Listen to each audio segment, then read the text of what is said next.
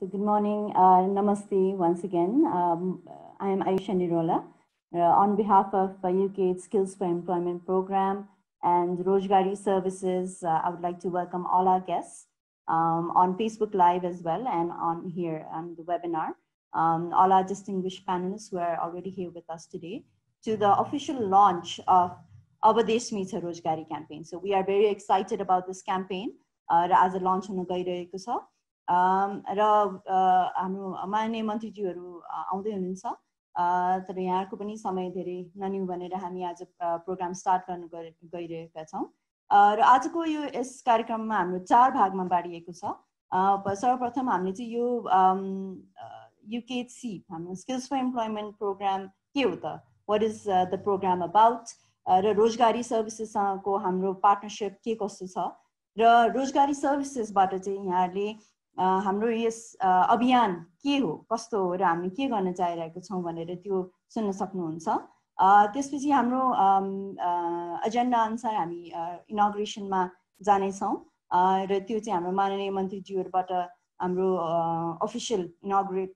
हुनेछ हाम्रो यस अभियान र हामी मोडरेटेड डिस्कसन तिर जान्छौं जहाँ चाहिँ हाम्रो डिस्टिंग्विश्ड प्यानलिस्ट यहाँले देखिराख्नु भएको छ उहाँहरु हामी एउटा डिस्कसनमा जाने छौं एउटा भेरी फ्रुटफुल डिस्कसन अनि हामी अन्त्यमा माननीय मन्त्रीज्यूहरुबाट उहाँहरुको मन्तव्यबाट अन्त्य गर्नेछ आजको प्रोग्राम थोरै ढिलो हुन गएकोमा क्षमा प्राप्ति छौं र please stay with us throughout the programme and without further ado I would like to hand over to team leader of UKaid Skills for Employment Program, Mr. Baljit Vora. Baljit.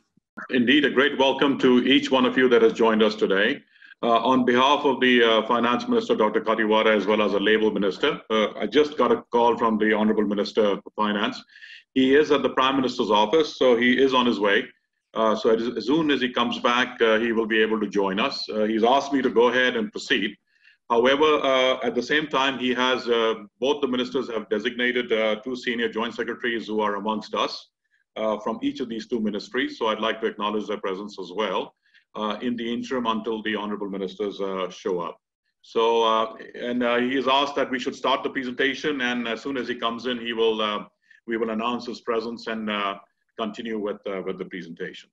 So on behalf of DFID and on behalf of UKaid Skills for Employment Program, it is indeed a pleasure to have you all amongst us for what we believe is a significant launch and a milestone in the context of how we really go forward in helping build a resilient economy in Nepal, given the present crisis, but then at the same time, take into account the newly announced initiatives of the government working very closely with the private sector to not only create the opportunity for people who can be skilled and placed into gainful employment, but also in a very dignified way, give the opportunity to all the returning migrants, our brothers and sisters coming from all over the world, that really want to come back to this country and be able to be part of the economy and be part of the society and part of cherish the customs that they all grew up with. So it is indeed a pleasure to be able to do something for the benefit of all in the most difficult situation that we face as a country and as a world.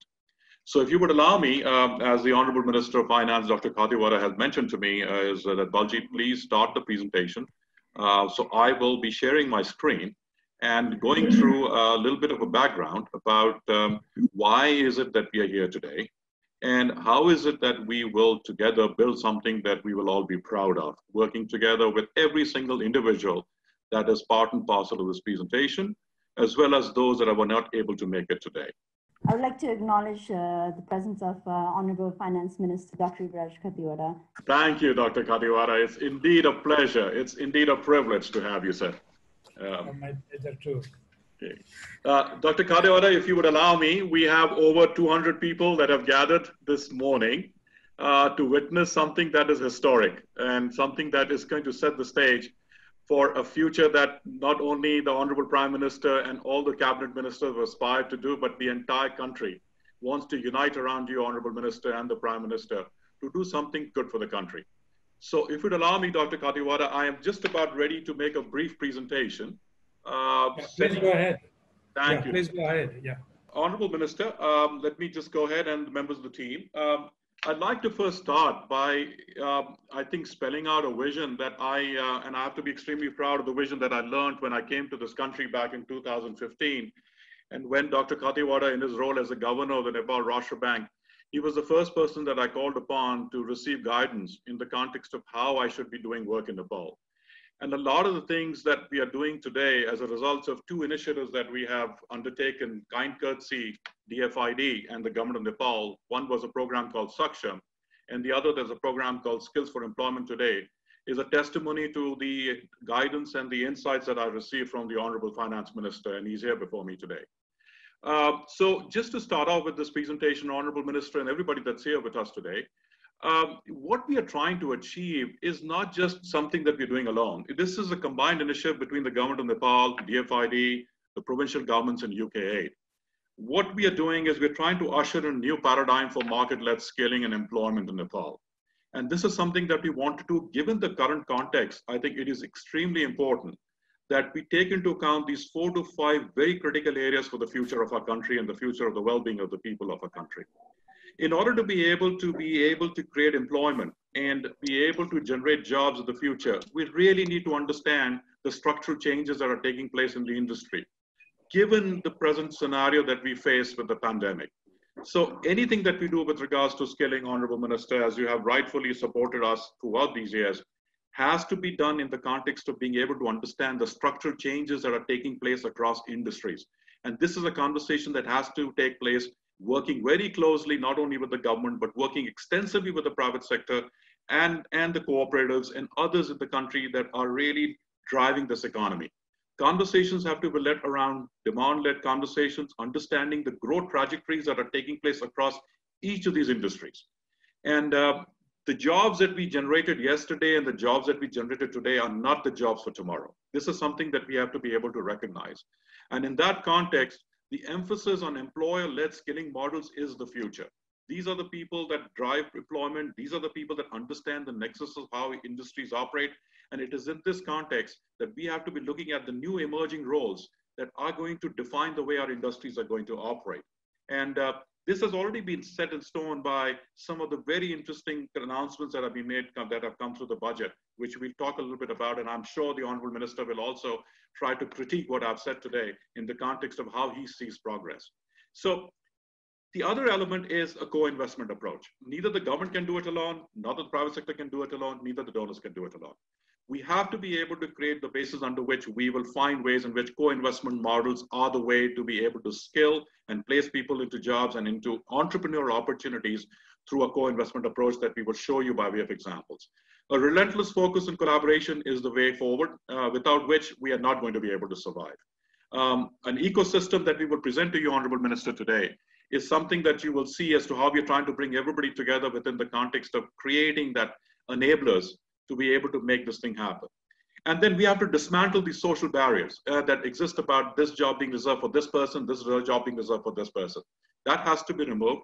Stereotypes will be removed, and overcoming geographic inequity in terms of ensuring that anything that we do by way of skilling is not just confined itself in Kathmandu, but is confined to all the other regions of this country. And technology being the future, soft skills being the future, this is something that we're going to put into place as we go forward. Now, Honorable Minister, just before the crisis hit upon us, there was a great sense of optimism in the country, at least with the private sector that we worked with, in the context of how they were seeing these industries that were going to evolve. So on the left side of this table is what the private sector was telling us through extensive research that we conducted, working alongside under the auspices of the Ministry of Labor and Employment and Social Security, the ministry that we report to directly as a project. We undertook this research and people were bullish about the future. Every single industry that you see on this chart was bullish about revenue growth. And then at the same time, even bullish about workforce growth in the context of how they would see people coming into the workforce. But now, yes, we understand the pandemic, we understand, so we don't want to be able to repeating all of those things. But given the pandemic and given the situations, there are still certain industries and sectors that have the basis to revive themselves very quickly in the short to medium, in the short term. And the net positive impact in the short term is based on us focusing our energies on these specific industries as we begin to take shape as quickly as possible and create the skilling opportunities that we want to create along these industries. So you see on the right side of the chart are those industries where there is the opportunity to go forward in the short to medium term by bringing in place very interesting programs that we will talk to you about. And also, in the medium to long term, there is positive impact that is likely to come. We do have a light manufacturing base that is going to develop. We have certain industries that are doing good things. And at the same time, we have certain process control entities that are coming into formation, taking shape. There are some very progressive private sector entrepreneurs and the government that are looking at ways in which we can turn this into a great opportunity. I want to be able to evoke a sense of optimism today, that today is the day when the optimism really begins, given what the finance minister said in his budget, and it is the onus is on us as an industry, as NGOs, and as donors to ensure that what is being laid out by way of a vision gets articulated into a program that basically makes sense for all. Now, in terms of Honorable Minister and everybody in the room, let's not be pessimistic about things. I mean, there is opportunity. If you look at this statistic that is available before us, okay, this was done right before the pandemic, but it's fine. But there was an opportunity that was before us. And today, as you will hear from each of our speakers that have gathered before you, Honorable Minister, you will see a sense of optimism in the context of how they see these industries evolving. We feel pretty optimistic, Honorable Finance Minister, that in the next 4 to 5 years, we've got the basis to create close to about 800,000 jobs, even working together as a project with the universe that we belong to. And we're hoping that with your support and your blessing, that this universe will be extended with the support that the government will provide us with. So there are jobs across these different agencies that we have analyzed. And these also take into account the opportunities that have been created by departing foreign workers. This is where the onus is on before us. So each of these industries we've analyzed and worked with, and we have systematically looked at ways in which foreign workers can be replaced with skilling that will become part and parcel of our value proposition. So this is a good story that we want to be able to tell the world that we should be looking at. Now, Honorable Minister, I just wanted to give you some examples of how market-led skill development models are starting to take shape in this country. We are starting to see the origins of a private sector that is engaged, and wherein the best-in-class training capability and pedagogy is being brought into the country to create skilling academies across the country. Here is one example in the area of construction and heavy equipment. We have a very dynamic company in the country called Morang Auto Works. It has a joint venture with JCB. We reached out to JCB in the United Kingdom, and along with the Morang Auto Works CEO, Vishnu Agarwal, we talked to JCB and said, the time has now come, given that you got an increasing amount of sales that you're projecting in this country, you need to set up skilling academies with a view towards permanent placement into jobs. So with JCB, we have brought in the international curriculum of JCB.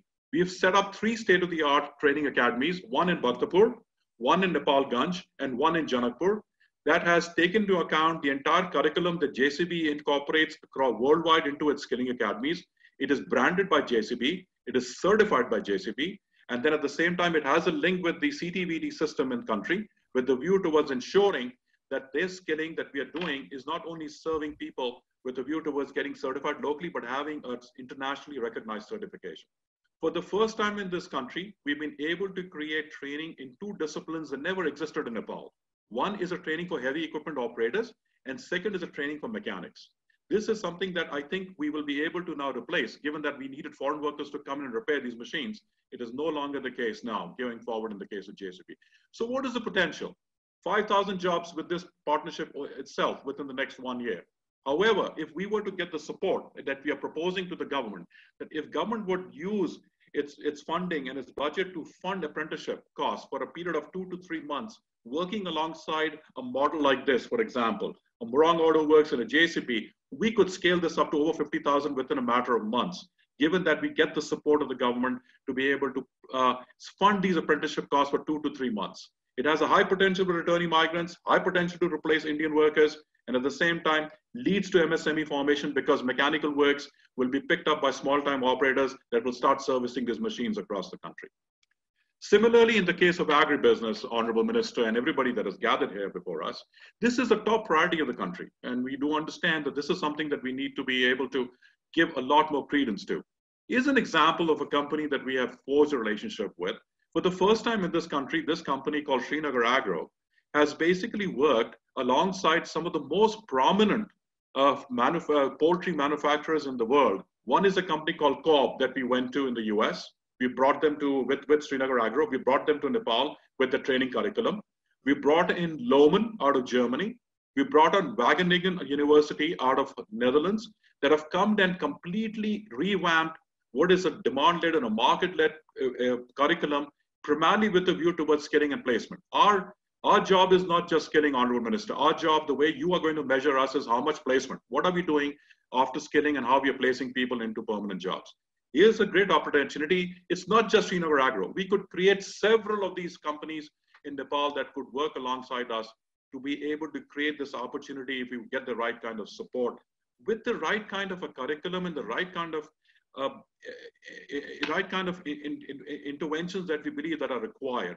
We're already setting a state-of-the-art skilling academy in province number 5, working very closely with the Honorable Chief Minister of Province 5, who has supported us in not only setting up the basis for an agribusiness, but also reviving the Palpali Dhaka industry in Palpa, that we are now bringing in foreign expertise and linking them to foreign markets to be able to create a market for Palpali Dhaka. So this is another great opportunity that has the potential to expand and be scaled up to the level that we would like it to be scaled up to. Honorable Minister, I think you were at this opening, if you might remember, when Pawan Golian and he organized this expo at the Nepal Yarn Manufacturers Association, wherein I stood before you and then my entire team, and we said that we are collaborating with this industry. There are 4 industries that represent the Nepal Yarn Manufacturers Association. We have gone into each of these factories, and Honorable Minister, if you ever get a chance, we would like you to take you to these factories and see how we have done and basically retrofitted these factories with state-of-the-art training inside these factories that is now basically being upscaled with the kind of curriculum, and also the apprenticeship that is required to basically develop these people in these professions that were not there before. Each of the factories has a state-of-the-art skilling center. Linked with the skilling center is a guarantee for permanent placement after the skilling. 15,000 has been committed by this industry itself over the next 2 years. If they get the right kind of impetus, they have committed to basically 15,000. But then at the same time, the scale of potential for yarn to garment value chain has the potential to get up to 100,000. And you'll hear this from Pawan Golian today, who's here with us, in terms of how we're going to basically create that high potential for returning migrants, high potential to replace Indian workers. 40% of the workforce in this industry is foreign workers. And the intent and the opportunity now is for us to replace this as quickly as possible. And that's where our focus is, working alongside this particular group of companies where we are co-investing with them through technical assistance and also in retrofitting a state-of-the-art infrastructure for apprenticeship that will govern the future going forward. In the area of ICT and e-commerce, Honorable Minister, we've done something very interesting, and I think you will be proud of this, we, for the first time, we are enabling people in this country to take on professions that are the professions of the future. The 2 professions that govern this future is in the area of ICT is artificial intelligence and cloud computing. These are the 2 jobs that are there tomorrow. And we are proud to say to you that with the association with Amazon Web Solutions, AWS, and a local company called Genies, we have set up the first cloud academy in Nepal with Amazon's curriculum. Amazon has brought in its entire curriculum that is being used for the purposes of training people in these areas of certification with a view towards creating people in different job profiles under the cloud computing profession to take on jobs immediately coming out of college. So these people will be placed in jobs that are advertised not only by the people in Nepal, but by also on the cloud through Amazon's global universe of job opportunities that are being made available. So cloud computing introduced for the first time the way of a job-ready education in Nepal working with Amazon. Number 2, we also have worked with a company called Fuse Machines out of the US that specializes in artificial intelligence. This company has set up AI schools in Kathmandu and is expanding its presence to open up AI schools all across the country to democratize AI education in Nepal. because this is where the future is. AI, as you very well know, Honorable Minister, is basically machine learning, deep learning. These are the kinds of things we want to see take on a new role. So the job roles that you see on the right are the new job roles that are emerging that never existed in this country in the context of how industries are evolving, how we want to see people take on these new jobs. The opportunity is there, the potential is there for the jobs, and we could scale this up if we had the right kind of support from the government and working with all our partners, because we do have willing partners from the outside that are willing to come in and make available the education and the curriculum that is of great need. And thirdly, also you'd be very interesting to know, Honorable Minister, and the entire team, as you know that you have a major fiber optic expansion program that is underway in the country that has now gone into every single village.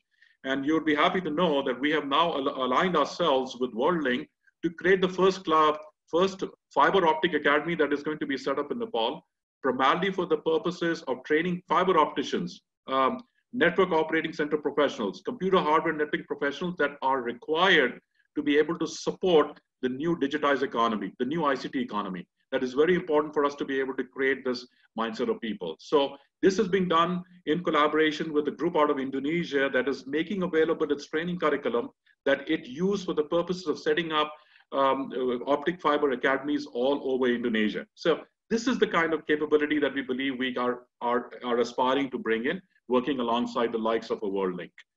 And finally today, I'd like to kind of close by my presentation, Honorable Minister. Why are we here today, Honorable Minister?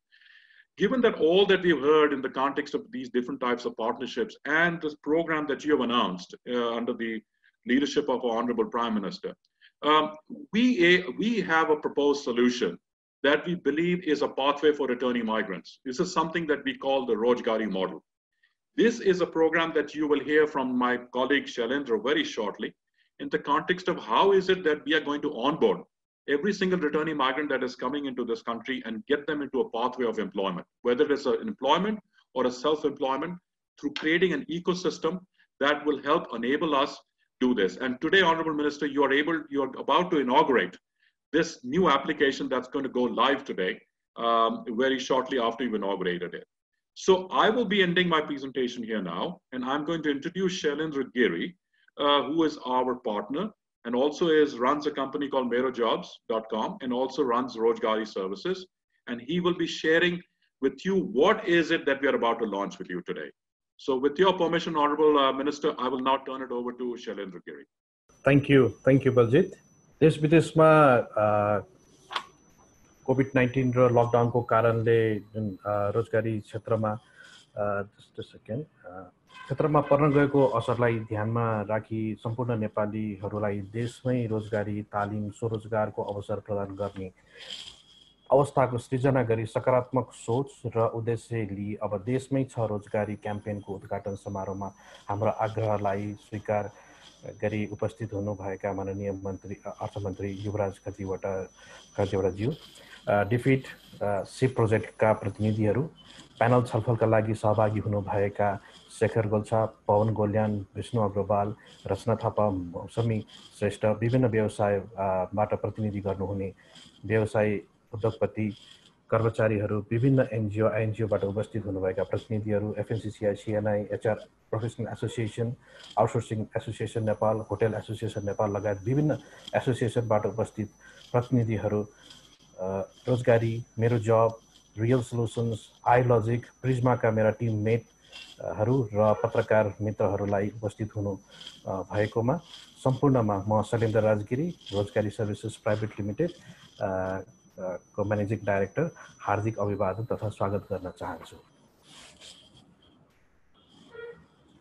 नेपालमा हाल तथ्याङ्क अनुसारले लगभग 71 लाख श्रमिकहरू श्रम बजारमा कार्यरत छन् भन्ने तथ्याङ्क चाहिँ उपलब्ध छ र त्यसै गरेर विदेशमा 50 लाख भन्दा बेसी नेपालीहरू चाहिँ नि विभिन्न देशमा गरेर अहिले कार्यरत हुँदै हुनुहुन्छ भन्ने कुराको पनि तथ्याङ्कहरू सार्वजनिक भएको छ र यो सँगसँगै अहिले जुन विदेशमा रहेका र नेपालमा रहेका जुन कामदारहरूको एउटा जोखिम के भइरहेछ भन्दाखेरि जब लस्ट गर्ने सम्भावना एकदमै हाई छ। आइएलओको सर्वेक्षण अनुसारले पनि संसारभरि 50% व्यक्तिहरूले जब लस हुन सक्ने सम्भावना भएको हुनाले यो अवस्था हामी कहाँ पनि रहिरह्यो भने लगभग 60 लाखभन्दा बेसीहरू व्यक्तिहरू चाहिँ नि जब लस गर्न सक्ने सम्भावना नेपाल र विदेशमा भएका व्यक्तिहरूमा हुन सक्ने सम्भावना छ। र यही कारणले गर्दाखेरि हामीले अब देशमै छ रोजगारी भन्ने एकदम पोजिटिभ एउटा म्यासेज दिन खोजिरहेछौँ। हुन पनि यति धेरै छ तर कनेक्सन्स राम्रोसँग हुन सकिरहेको छैन। यता डिमान्डलाई सप्लाई कहाँ पुगिरहेको छैन, सप्लाईको कुरा डिमान्डमा पुगिरहेको छैन, कस्ता मान्छेहरू उपलब्ध छन् भन्ने कुराहरूको चाहिँ नि सूचनाहरू पुगिरहेको छैन। त्यो कारणले गर्दाखेरि यो हामीले 3 महिना लगाएर कोभिडकै दौरानमा दिनरात दुःख गरेर एउटा सिस्टमहरू डेभलप गरेको छौँ जसमा सिपका सम्पूर्ण व्यक्तिहरूले हामीलाई सम्पूर्ण टिममेटहरूले एकदमै साथ दिनुभएको छ। यही सिलसिलामा हामीले के एचिभ गर्न खोजिरहेछौँ भन्दाखेरि मुख्य पहिलो प्राथमिकता भनेको अहिले रेजिस्ट्रेसन हामीले गराउनुपर्छ। देशमा विदेशमा भएका व्यक्तिहरूलाई टेक्नोलोजीको थ्रुबाट हामीले यसमा ल्याउँछ भने त्यसै गरेर हामीले विभिन्न सङ्घ संस्थाहरूसँग गभर्मेन्ट इम्प्लोयर्सहरूसँग सँगसँगै सहकार्य गरेर लगायत विभिन्न सङ्घ संस्थाहरूसँग हामीले सहकार्य गरेर अगाडि बढ्ने हाम्रो मुख्य उद्देश्य लिएर हामी अगाडि बढेका छौँ। यसको लागि हामीले च्यानल कस्तो किसिमको गरेको छौँ, कसरी चाहिँ हामीले इन्स्योर गर्छौँ कि मान्छेहरू म्याक्सिमम रेजिस्ट्रेसन्स हुन्छ भन्ने हिसाबले भन्दाखेरि एउटा त हामी कहाँ रोजगारी.com भनेर विगत 7 वर्षदेखि हामी सञ्चालन गर्दै आइरहेका छौँ। यसलाई अहिले कोभिड-19मा पर्न गएको जुन रोजगारीको क्षेत्रमा पर्न गएको असरकारमा परेका व्यक्तिहरूलाई नै हामीले फोकस गरेर डाटा सङ्कलन गर्छौँ। त्यसै गरी रोजगारी एप पनि हामीसँग त्यही अनुसारको छ र हामीसँग अहिले लकडाउन खुलेको अवस्थामा अहिले रोजगारी पसलहरू पनि विगत हामी 5 वर्षदेखि नै यो रोजगारी पसल सञ्चालन गर्दै आएका छौँ। विभिन्न सहरहरूमा हाम्रा छन् र त्यहाँबाट पनि गर्न सक्छौँ। जस्तै यदि रामबहादुरले इन्टरनेट चलाउन सक्नुहुन्छ भने उहाँले मोबाइल अथवा ल्यापटपबाट आफ्नो दर्ता गराउन सक्नुहुन्छ। यदि हरि झाज्यूले चाहिँ नि उहाँ चाहिँ नि प्रदेश 2 मा हुनुहुन्छ र रोजगारी पसल वीरगन्जमा चाहन सक्नुहुन्छ र त्यहाँबाट सेवा लिन सक्नुहुन्छ, यानि कि दर्ता गराउन सक्नुहुन्छ। त्यसै गरेर अब सीता मिश्र हुनुहुन्छ, उहाँ चाहिँ नि घरबाट बाहिर निस्किन सकिरहनु भएको छैन भने हामी घुम्ती रोजगारी पसल लिएर विभिन्न ठाउँमा क्याम्प गर्दै आइरहेका थियौँ बिफोर कोभिड। र अब कोभिडको यो लकडाउनको खोल्दै गइसकेपछि यसलाई सकेसम्म भिड कम हुने गरेर हामीले रोजगारी क्याम्पहरू अर्गनाइज गर्छौँ र सिप भएका व्यक्तिहरूसँग हामी पुग्छौँ। र अरू हुनुहुन्छ जस्तै श्याम श्रेष्ठ जस्ता व्यक्तिहरू पनि हुन सक्नु होला जो चाहिँ नि यो सबैबाट चाहिँ आउन सक्नुहुन्न तर उहाँले फोन गर्न सक्नुहुन्छ भने हामी फोनबाट पनि इनबाउन्ड कल्सहरूबाट पनि हामीले आफ्नो दर्ताहरू चाहिँ उहाँहरूको नाम दर्ताहरू गर्न सक्छौँ। त्यो देश विदेशबाट हामीले भाइबरबाट गर्नुभयो पनि हुन्छ, मेसेन्जरबाट पठाउनु भए पनि हुन्छ, कुनै पनि माध्यमबाट गर्न चाहिँ हामी गर्न सक्छौँ। अब यसलाई इङ्गेज गर्नको लागि हामी विभिन्न डिजिटल र ट्रेडिसनल मिडियाहरू चाहिँ नि हामी मा प्रचार प्रसारहरू गर्छौँ। त्यसै गरेर इन्फ्लुएन्सर्सहरू पनि हामी जस्तै सेलिब्रिटिजहरू, रिनाउन्ड पर्सनालिटीहरूलाई यो हाम्रो अब देशमै छ रोजगारी भनी म्यासेज दिनको लागि पनि उहाँहरूलाई आग्रह गरिरहेछौँ र उहाँहरू अनबोर्ड पनि भइसक्नु भएको छ। त्यसै गरेर हामी च्याम्पियन्स यानि कि रोजगारी मित्र भनेर विदेशमा जस्तै मलेसियामा, साउदी अरेबियामा अहिले हामीले 2टाबाट सुरु गरेको छौँ। त्यसै गरेर विभिन्न देशमा रोजगारी मित्रहरू राख्छौँ जसले गर्दाखेरि उहाँहरूले त्यहाँ भएका नेपालीहरूलाई जो नेपाल फर्किन चाहिरहनु भएको छ उहाँहरूलाई यसरी भर्ने है, यसरी भर्ने, तिम्रो डाटा यसरी भर्ने भनेर सबै सिकाइ नै दिनुहुन्छ र काम पनि त्यहाँबाट हाम्रो एपबाट चाहिँ नि सर्च गर्न पनि मिल्ने हुन्छ। त्यसै गरेर हामी private sector, government, media, civil सोसाइटीहरूसँग सँगै कोलाबोरेट गरेर अगाडि बढ्न पनि बढिरहेका छौँ। र अहिले हामी हाल हेर्छौँ भने लगभग रोजगारी.com-मा अथवा एपमा हेर्नुहुन्छ भने अहिले लगभग 9850 जनाको रिक्वायरमेन्ट रियल विभिन्न जिल्लाहरूबाट हामीले सङ्कलन गरेको यो चाहिँ नि डिमान्ड हो। विभिन्न फ्याक्ट्रीदेखि लिएर कन्स्ट्रक्सन्समा धेरै ठाउँमा मान्छेहरूको आवश्यकता छ, त्यो हामीले सङ्कलन गरेको छौँ र आजको उद्घाटनपछि हामी धेरै नै कलेक्सन्स गर्न सक्छौँ भन्ने हामीलाई एकदम पूर्ण विश्वास छ। त्यसै गरेर देशमै हामीले रोजगारीमूलक तालिमहरूको लागि पनि विभिन्न सङ्घ संस्थाहरूसँग हामीले आबद्ध भइसकेका छौँ। त्यसै गरेर देशमै व्यवसायका अवसरहरू जस्तै साना किसान विकासले पनि आफ्नो केही लघुवित्तको व्यवस्थाहरू गरेको छ सरकारसँगको सहकार्यमा, त्यस्ताहरूलाई हामीले सोकेस गर्ने, प्रभु ब्याङ्कले ऋणहरू दिने, श्रीनगरले चाहिँ नि हाम्रो यो किसिमको तालिमहरू दिने, माछा पालन हरेक किसिमका दिएर व्यवसाय सञ्चालन गर्नमा सहयोग गर्ने। त्यसै गरेर देशमै रोजगारीका जानकारीहरू दिएर हाम्रो मुख्य उद्देश्य यसरी हामीले दिन्छौँ र उहाँहरूलाई रजिस्टर गर्नको लागि हामीले प्रोत्साहन पनि गर्छौँ। र रजिस्टर मात्रै होइन कि उहाँले धेरै किसिमको यस्तो सुविधाहरू पनि पाउन सक्नुहुन्छ। र एउटा म बटम लाइन कुरा के भन्न चाहन्छु भन्दाखेरि यो सम्पूर्ण सेवा काम खोज्ने व्यक्तिहरू सम्पूर्णको लागि निःशुल्क रहनेछ। पहिला पनि निःशुल्क थियो र सधैँभरि निःशुल्क नै रहिरहनेछ। र यदि हामीले यो सङ्कलन गर्यो भने यस्तो किसिमको एउटा डाटा स्याम्पल हामीले एउटा स्याम्पल हो यो कुनै नम्बर हामीले स्याम्पलको रूपमा मात्र राखेका छौँ। जस्तै मलेसियाबाट प्रदेश 1 का बासिन्दा 210 जनाले दर्ता गर्नुभयो भने प्रदेश 7 का 770 जनाले दर्ता गर्नुभयो। जम्मा जम्मी 7000 व्यक्तिले चाहिँ नि मलेसियाबाट दर्ता गर्नुभयो भनेर विभिन्न देशबाट। यसबाट हामीलाई के पनि थाहा हुन्छ भन्दाखेरि कुन कुन देशका मान्छेहरू नेपाल अहिले फर्किन चाहिरहनु भएका कुराहरू पनि हुन्छ। अब यसै गरेर सपोज मैले यहाँनिर प्रदेश 1 मा थिचेँ भने 210 मा थिचेँ भने यसको डिटेल पनि देखिन्छ। प्रदेश 1 का कुन कुन जिल्लाहरूबाट चाहिँ दर्ता भइरहेको छ, कस्ता कस्ता प्रोफेसन्स यानि कि कस्ता कस्ता सिप भएका व्यक्तिहरूले दर्ता गर्नु भइरहेको छ भन्ने कुराहरू, महिलाको सङ्ख्या, पुरुषको सङ्ख्या कति छ, रोजगारीको लागि कतिजनाले गरिरहनु भएको छ, दर्ता गरिरहनु भएको छ, रोजगारीमूलक तालिमको लागि कतिजनाले दर्ता अथवा व्यवसायका अवसरहरूको लागि चाहिँ कतिजनाले दर्ता गरिरहनु भएको छ भन्ने कुराहरू बुझ्न सकिन्छ।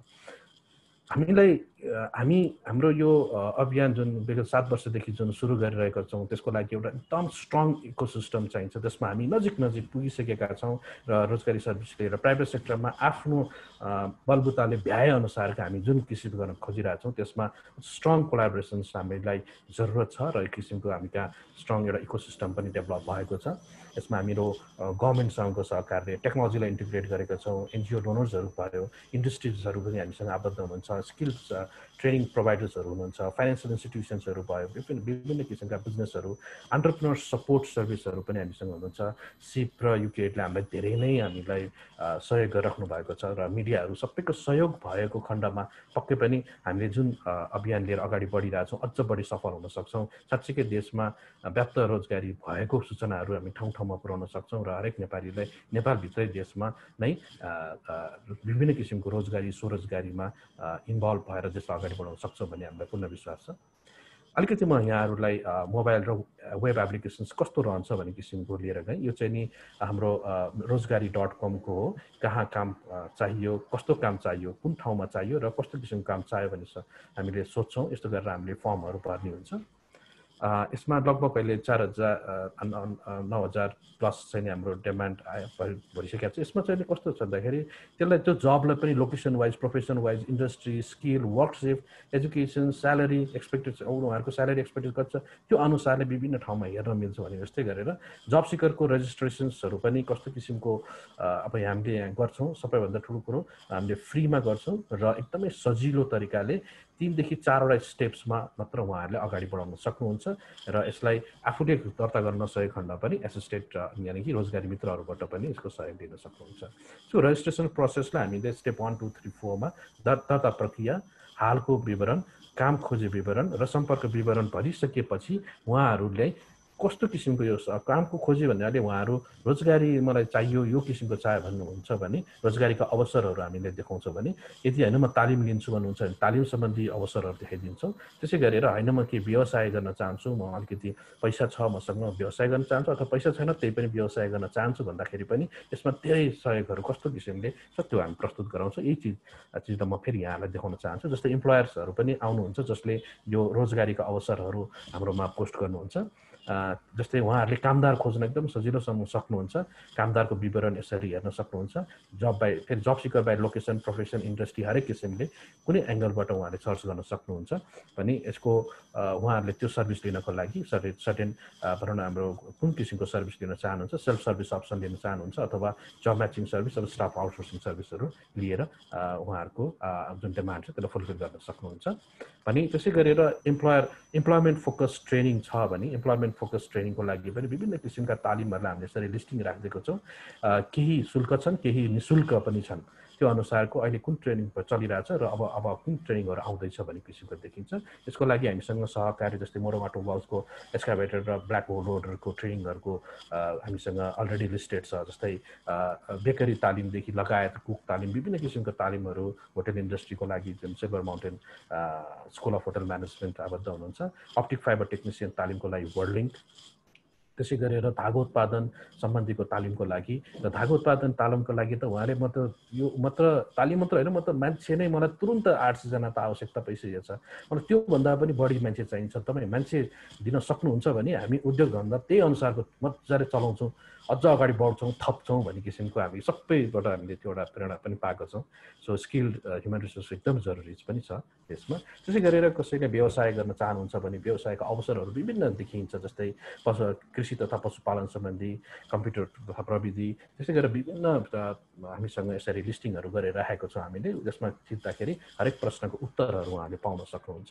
हालसम्म हामीसँग अलरेडी अनबोर्ड भइसक्नु भएको श्रीनगरको विभिन्न कृषि तथा पशुपालन सम्बन्धीका तालिम र यो व्यवसाय सञ्चालन सुरुवात गर्नको लागि उहाँको सहयोगको विवरणहरू उहाँ राख्नु भएको छ।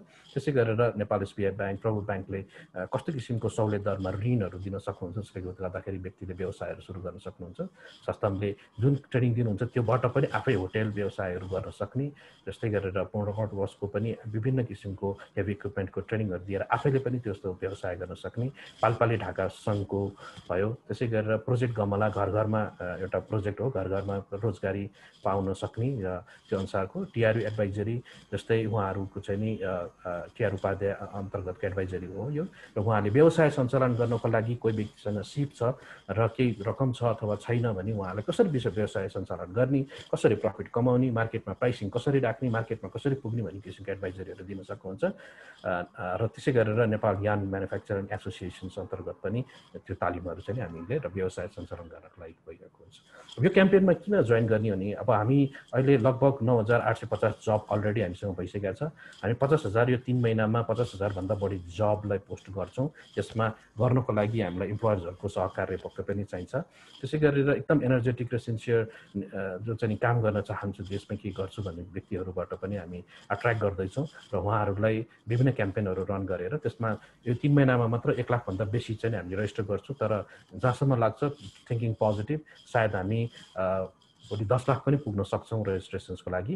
त्यो बेलामा डाटालाई मात्रै हेरेर हामीले सरकारसँग बसेर मिडियासँग बसेर हामीले त्यसलाई राम्रोसँग केलाउन सक्यो भने कुन सेक्टरमा कस्तो कस्तो सिप भएका व्यक्तिहरू उपलब्ध हुनुहुन्छ र कस्तो किसिमको उद्योग कल कारखानाहरू सञ्चालन गर्दाखेरि राम्रो हुन्छ भन्ने हिसाबले हामीले एउटा ठुलो बहस कार्यक्रमै गर्न पनि सक्छौँ। अहिले अलरेडी हामीसँग 4000 इम्प्लोयर्सहरू हुनुहुन्छ र अझै 4000 हामी थप गर्ने अपेक्षामा छौँ। अहिले हामी 10वटा इम्प्लोयमेन्ट अथवा एन्टरप्रेन्योरसिप लिड स्किलिङ पार्टनर्सहरू हुनुहुन्छ भने over the period of time अहिलेको 3 महिनामा नै हामीले 300 भन्दा बेसी पार्टनर्सहरूसँग एसोसिएट भएर विभिन्न व्यवसायहरूको एक्सपोजरहरू गराउन चाहन्छौँ। त्यही कारणले गर्दाखेरि हामी सहकार्य गरौँ। सबैजना हाम्रो उद्देश्य भनेको नेपालमै देशभित्र नै रोजगारीको अवसरहरू छन्, धेरै कामहरू गर्न बाँकी छ, धेरै चिजहरू गर्न सकिन्छ र त्यो अनुसारले हामी अगाडि बढ्न सक्छौँ। Let's support each other, let's collaborate in this भन्दै मेरो आजको यो आज देशमै स्वरोजगारीको जुन प्रेजेन्टेसन छ म अन्त्य गर्न चाहन्छु। Thank you so much. Over to you आयुषजी। Thank you. Thank you, Salinji and Baljit for your presentation. Moving on, हामी अब हाम्रो यो अब देशमै से रोजगारी अभियानको औपचारिक उद्घाटनतिर लाग्दैछौँ र हाम्रो माननीय मन्त्रीज्यूले आफ्नो अमूल्य समय निकालेर हाम्रो यस अभियानमा आइदिनु भएकोमा धेरै धेरै धन्यवाद पनि व्यक्त गर्न चाहन्छु। Now we'd like to move on to the launch, official launch of the Abhadesh Meets Rojgari campaign. For that, I would like to request Honorable Finance Minister Dr. Yuba Raj Khatiwada to kindly announce the official launch of this campaign, sir. This is a great opportunity for me to join you all. I was a bit late, but I hope I could catch up the gist of the program. To begin with, let me thank UKaid and all the partners of it for having designed and having started implementation of such a critical program, which is all the more necessary at the time of COVID and also in a post-COVID scenario likely to take place. I would have my closing remarks later on, but now let me go on to launch this program. So, अब देशमै छ रोजगारी अभियान यो सँगै शुभारम्भ भएको म जानकारी गराउँछु र I hereby declare the launch of employment is available in Nepal campaign today. Thank you very much. I'll join you later.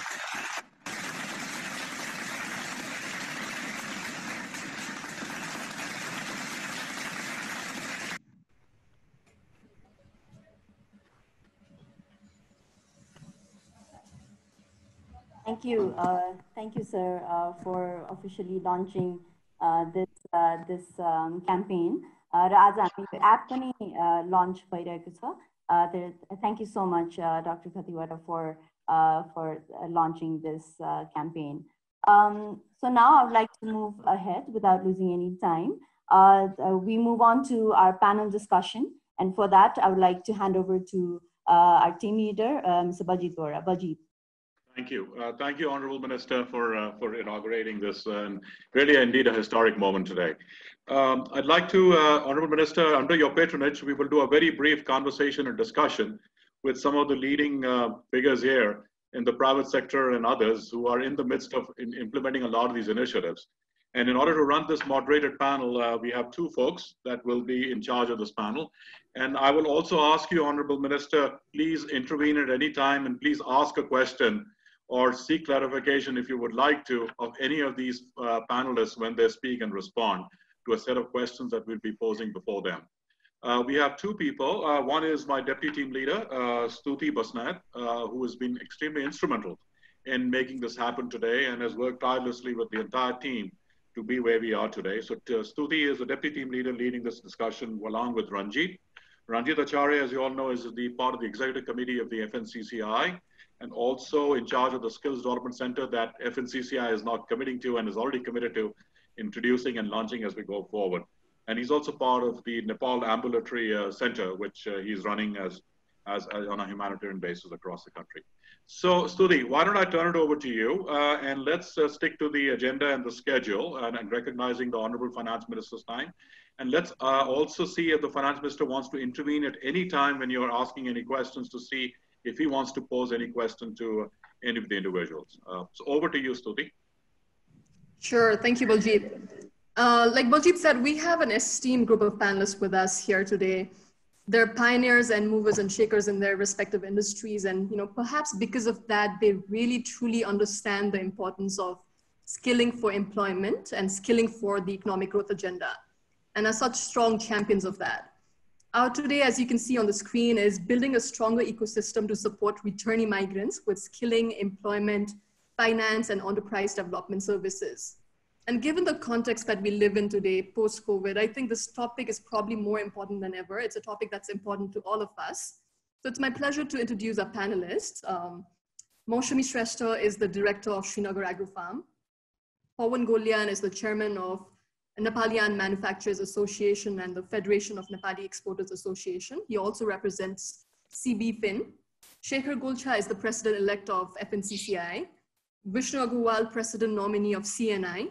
And last but not the least, Rachna Thapa, director of Silver Mountain School of Hotel Management. Thank you all panelists for joining us today. So I want to get started with agriculture. ग्रामीण इलाकाहरूमा वैदेशिक रोजगारबाट फर्केकाहरूलाई आफ्नो जीविकोपार्जनसँग जोड्ने महत्त्वपूर्ण क्षेत्र भनेको कृषि नै हो। कृषिसँग रोजगारी एवं खाद्य सुरक्षाका विषयहरू जोडिएका छन्। So Maushami ji, starting with you, how do you see your work and the work of your industry evolving and adjusting to integrate more returning migrants, leveraging the skills and the resources they brought back? And what impact might that have on the value chain that you represent, the poultry industry? Thank you, Stuti, for giving me the opportunity to say few words in this most vulnerable and critical time, and to represent our company, Srinagar Agro Farm, and to represent the whole agriculture sector in this forum today. I feel very honored, or I feel very satisfied to be part of this launching campaign. Aba Swadeshmai cha Rojgari bhanne campaign ma yo launch program ma आज मलाई भाग लिन पाउँदाखेरि एकदमै भित्रैबाट खुसी लागेको छ, किनभने जहिले पनि म जब एयरपोर्ट जान्थे हैन, अब ट्राभल प्लानहरुमा जाँदाखेरि एयरपोर्टको बाहिर फ्यामिलीहरुलाई देख्ने सबैको हुन्छ नि बिदाई गर्दाखेरि घरमा भएको परिवार आमा बाउ स्वास्नी बच्चाहरुको आँखाभरि आँसु हैन अनि सबैजनालाई बिदाई गरिरहेको अनि म सोच्थे बिचारा अब उहाँहरुले आफ्नो परिवारलाई आफ्नो श्रीमानलाई आफ्नो श्रीमतीलाई अब 1 वर्ष 2 वर्षपछि मात्र भेट्न पाउनुहुन्छ होला अब हाम्रो यो देशको कस्तो स्थिति होला हैन अब कहाँ गएर काम गर्छ होला उहाँ यङ केटीहरुलाई देख्दा पनि मलाई एकदम मनमा चिसो लाग्थ्यो कि अब हैन उहाँहरु राइट ठाउँमा पुग्नुहुन्छ कि हुँदैन होला भनेर हैन अब अहिले हामी सुनिराकै छौं महिलाहरुको पीडाहरु मिडल इस्टहरुमा देखि लिएर सबै ठाउँमा हैन त्यो सबै सीनहरु मलाई एयरपोर्टमा देख्दाखेरि मलाई एकदमै मन चिसो लाग्थ्यो र आज म एज अ एउटा नारी अब एज अ एउटा इकोनोमिस्ट म हाम्रो युवराज खतिवडा सरकै एउटा स्टुडेन्ट हुँ हैन उहाँलाई म अझ पनि मेरो इकोनोमीको गुरु भन्छु उहाँकै शिक्षा र देनबाट आज म यो एग्रिकल्चर सेक्टरमा यति गर्न सकेको छु र मलाई धेरै खुसी लाग्यो कि आज हामी यो एउटा सब्जेक्टलाई लिएर हामी सँगै मिलेर केही चेन्ज ल्याउन खोजिरहेको मा एउटा म भाग लिन पाउँदा मलाई धेरै खुसी लागेको छ र त्यसै भन्दै गर्दै like when I come to the agriculture sector what change we can bring and what kind of employment generation activities we can bring in भन्दाखेरि I'm sure agriculture has become one of the most priority sector for the government and we are very like it's a very difficult sector to bring change to bring profit it takes really long time it like trading गर्दाखेरि मैले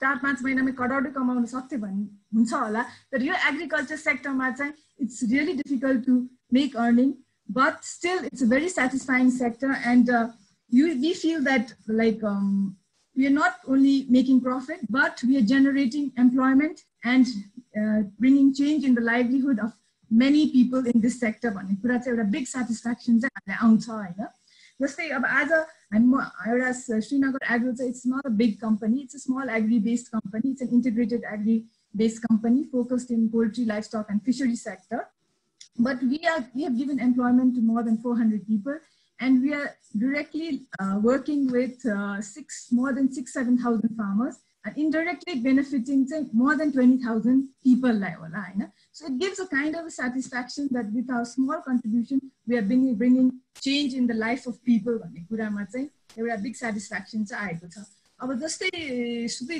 तुतिजीले भने जस्तै यो हामीले यो जुन सिपसँग गरेको प्रोग्रामबाट what kind of program and activities where we are doing what kind of efforts we are putting to generate employment भन्दाखेरि चाहिँ म first चाहिँ the way we are working with the provincial government especially our focus is on province 5 from the program perspective as well as हाम्रो factory and farm चाहिँ Butwal based भएकोले चाहिँ we are like quite focused on province 5 but at the same time we are working in other provinces all over Nepal as well so हामीले चाहिँ provincial government सँग municipalities level मा very jointly we are working together so अहिले हाम्रो province 5 को budget मा पनि like agriculture लाई धेरै importance दिएको छ so we are trying to coordinate with all together 109 local government provinces अनि जुन province 5 को एउटा नारा छ agriculture tools in every hand and employment in every village भन्ने अभियानमा हामी jointly लागिरहेका छौं so there is already a budget allocated 650 million for 42,000 job creations in agriculture sector and especially targeting to the people who have lost jobs internally and externally so त्यो कुरालाई हामीले सँगै मिलेर यो province 5 को अभियानलाई कसरी कन्ट्रिब्युट गर्न सकिन्छ भनेर हामी जोइन्टली काम गरिरहेका छौं र हामी म्युनिसिपालिटीमा गएर त्यहाँको मेयर त्यहाँको वडा अध्यक्ष त्यहाँको लाइभस्टक अफिसरहरुसँग बसेर ब्रेनस्टर्म गरेर त्यहाँको रिटर्नी माइग्रेन्ट्सहरुको लिस्ट लिएर हैन एक जनालाई फोन गरेर हामीले र हामीसँग यस्तो किसिमको ट्रेनिङ प्याकेजेसहरु छ तपाई यो कृषि क्षेत्रमा आउनुस् भनेर एउटा एक किसिमको कृषि क्षेत्रमा मान्छेले आकर्षित गर्न एक किसिमको एउटा मोटिभेसन पनि चाहिने भन्ने हामीले फिल गरेका छौं किनभने it's still not considered as attractive sector किनभने यसमा धेरै मेहनत गर्नुपर्छ धेरै पसिना चुहाउनु पर्छ हैन त्यो भएको हुनाले आजको youth it's not attractive sector but still we are trying our best to motivate them to come into this sector अनि त्यस्तै गरेर हामीले चाहिँ सुदोधन गाउँपालिका विज्ञान गाउँपालिका कपिलवस्तुको 2-3 गाउँपालिकाहरूसँग एउटा कन्ट्राक्ट फार्मिङको मोडलमा स्मार्ट पोल्ट्री भिलेजको कन्सेप्टमा पनि हामी काम गरिरहेका छौँ। त्यस्तै गरी हामी सेड्रा भनेर एउटा सस्टेनेबल इकोनोमिक डेभलपमेन्ट फर रुरल इकोनोमी भनेर भ्यालु चेन फाइनेन्सिङको मोडलमा पनि डिफ्रेन्ट ब्याङ्क्सहरूसँग कोलाबोरेट गरेर काम गरिरहेका छौँ।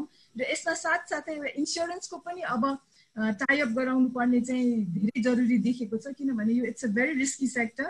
त्यसैले हामी इन्स्योरेन्स कम्पनीहरूसँग पनि हामीले टाइअप गरेर how we can protect our farmers भन्ने कुराहरू लिएर हामीले चाहिँ इन्स्योरेन्स प्याकेजहरू पनि लिएर आइरहेका छौँ। र हाम्रो चाहिँ मेन उद्देश्य भने चाहिँ अहिले यो प्रोभिन्सियल गभर्मेन्टहरूसँगै काम गरेर यो पिपिपी मोडलमा कसरी हाम्रो कम्पनी, कसरी हामी कोअपरेटिभसँग काम गर्ने, कसरी गभर्मेन्ट प्रोग्राम्सहरूसँग काम गर्न सकिन्छ भन्ने कुराहरूलाई ध्यानमा राखेर हामी अगाडि बढिरहेका छौँ। र त्यस्तै गरी हामीले चाहिँ एउटा बलियो नेपाल भनेर, किनभने एग्रिकल्चर सेक्टर भनेको अल्टिमेटली के हो भन्दाखेरि it ends up to the food सिक्योरिटीको सिस्टम, न्युट्रिसन क्याम्पेनहरूमा पनि हामी सँगै काम गरिरहेका छौँ। र बलियो नेपालमा चाहिँ हामीले हरेक दिन अन्डा भनेर एउटा हरेक दिन चाहिँ मान्छेले चाहिँ एटलिस्ट बच्चाहरूले प्रेग्नेन्ट वुमनहरूले चाहिँ एउटा अन्डा चाहिँ खानु जरुरी छ भनेर हामीले क्याम्पेनिङ गरिरहेका छौँ।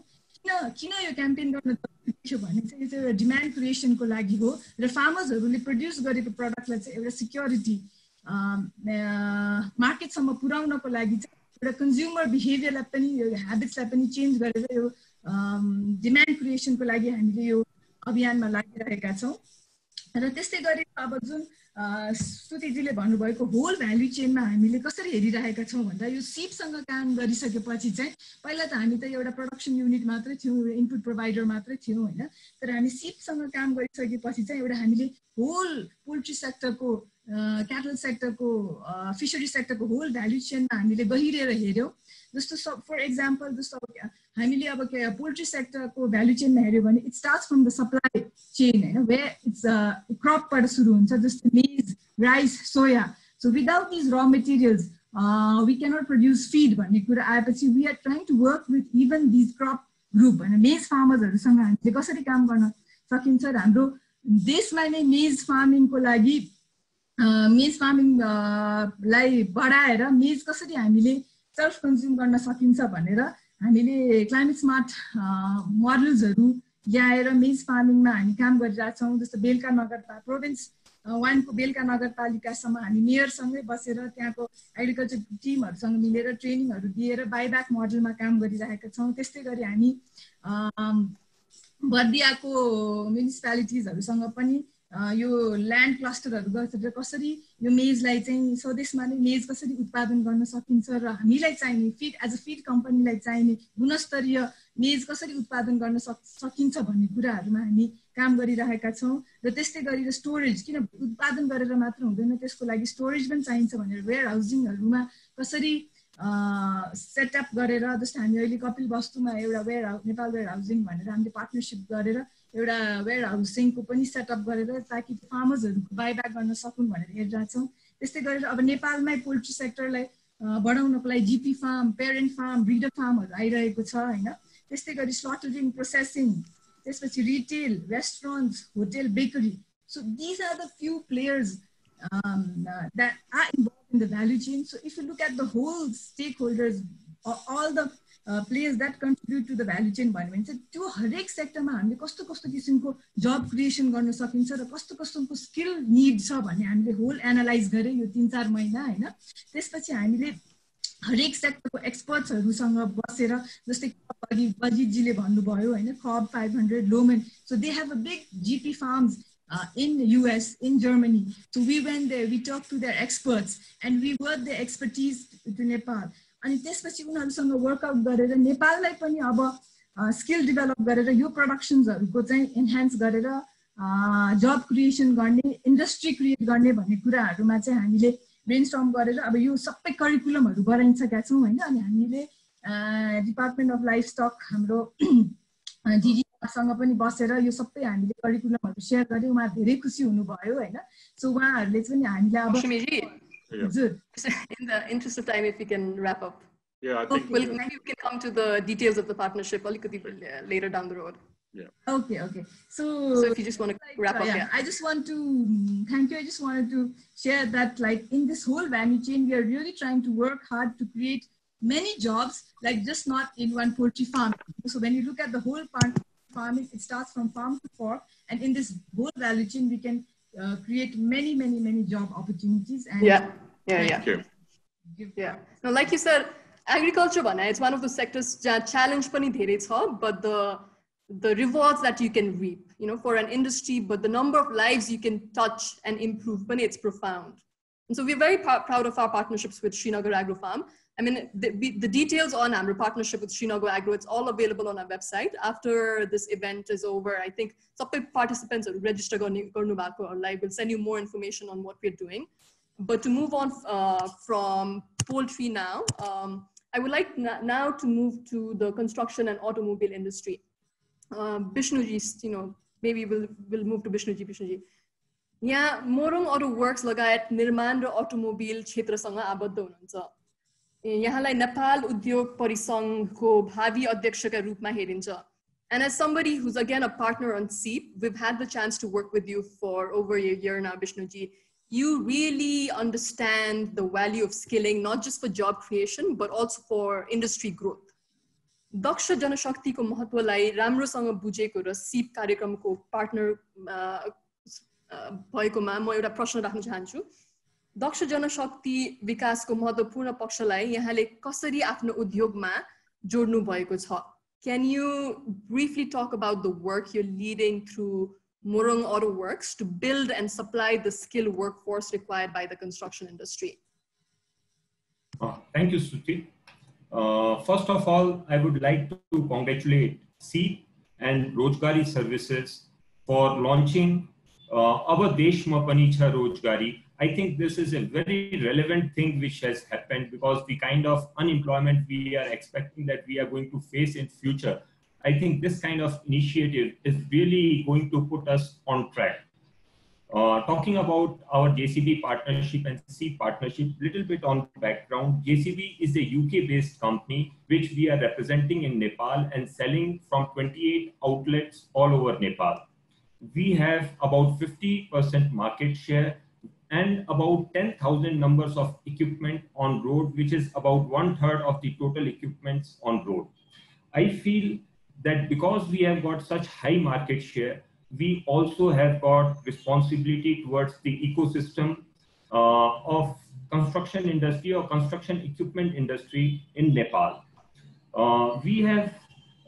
I would also like to at this stage tell you that construction machineries, there is a requirement of very skilled manpower in order to run these machines, number one. And these machines require periodic maintenance, which is also, for which also you need a very skilled manpower to repair those machines.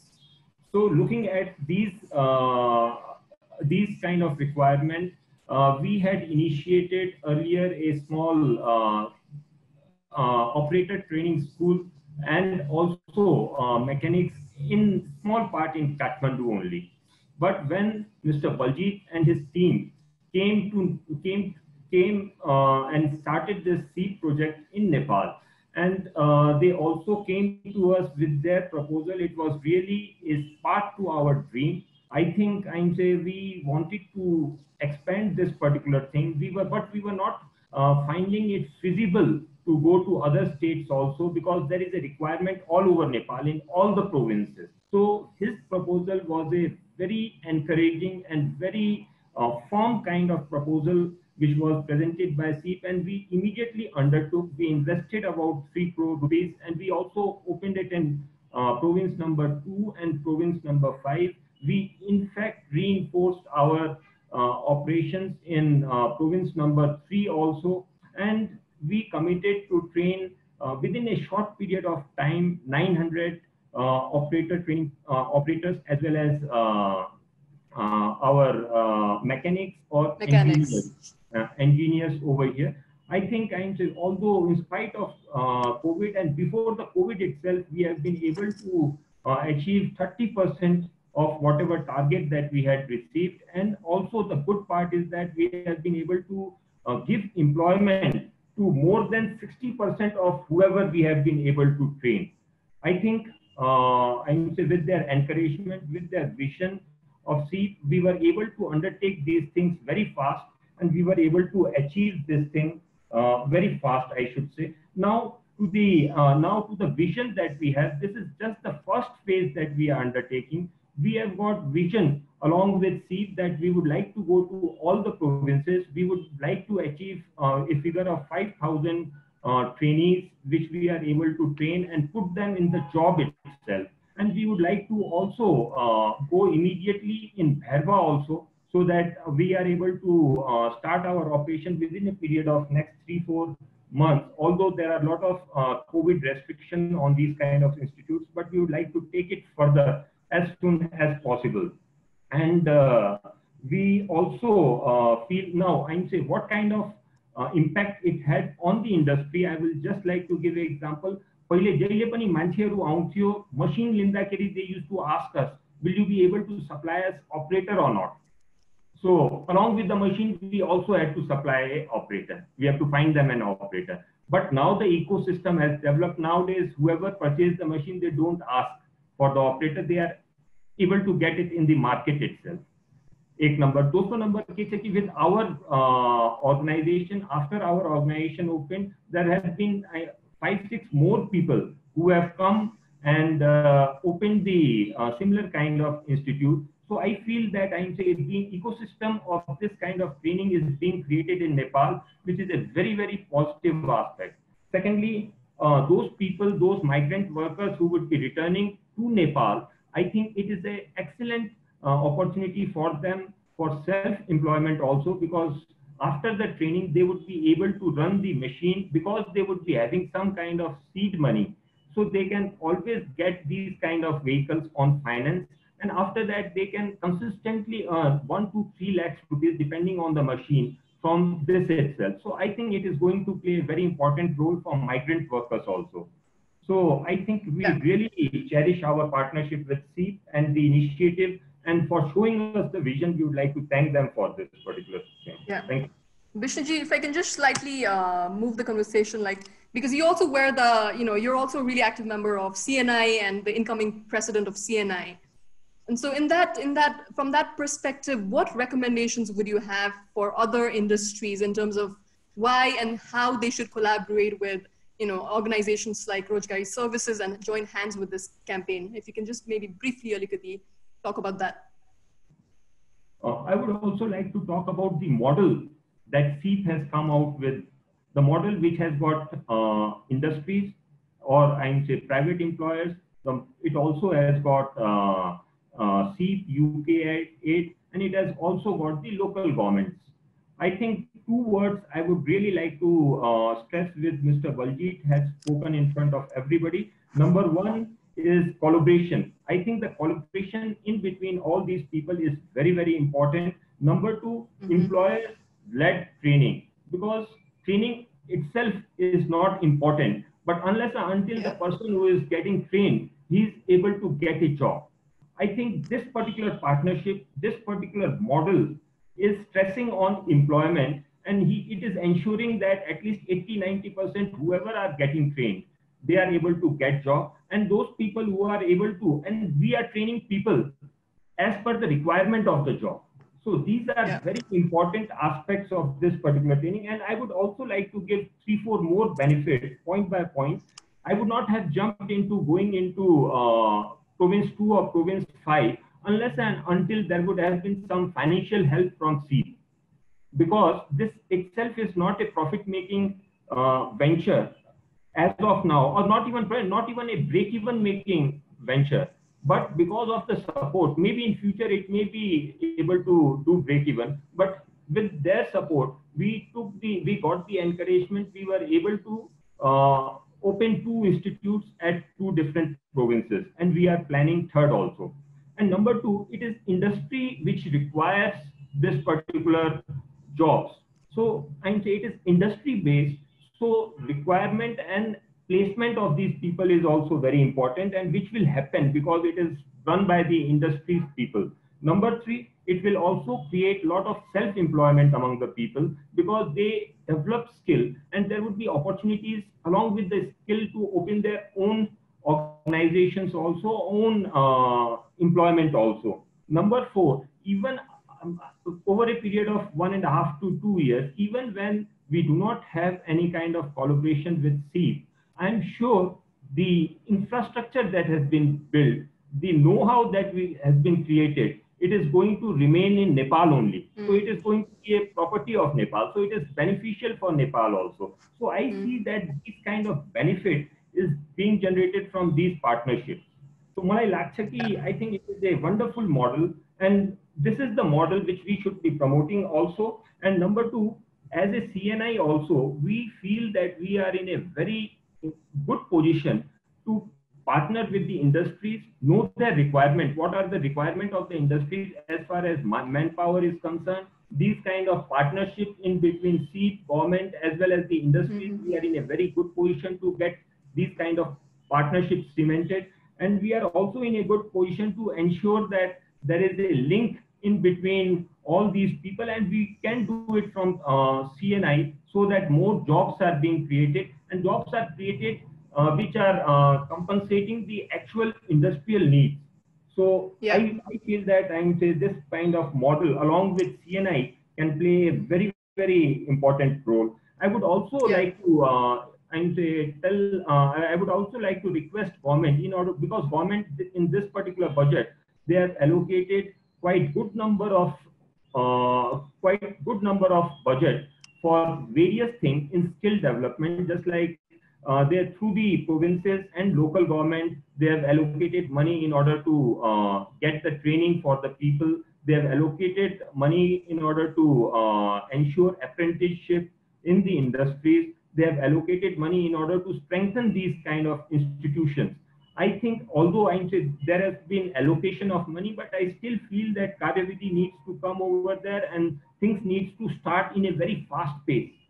But a few things I would request to the government also. Number one, still CTVT affiliation or CTVT registration is still in a very primary stage, and things have not worked on that very fast. This is very important that we should be getting registration of CTVT, and in order to run our institution properly and in a very legitimate manner. Number two, we also feel that those people who are coming from outside, who are already skilled, those skill certification is also required to be done, so that on the basis of those certifications, they are able to get the money. Thirdly, whatever budget which has been allocated by the government, if suppose these kind of budget is also rooted through this kind of model, where just like SEEP is there, local government is there, and industries are there, I think it is going to be very, very effective, and a lot of jobs are going to create, and a lot of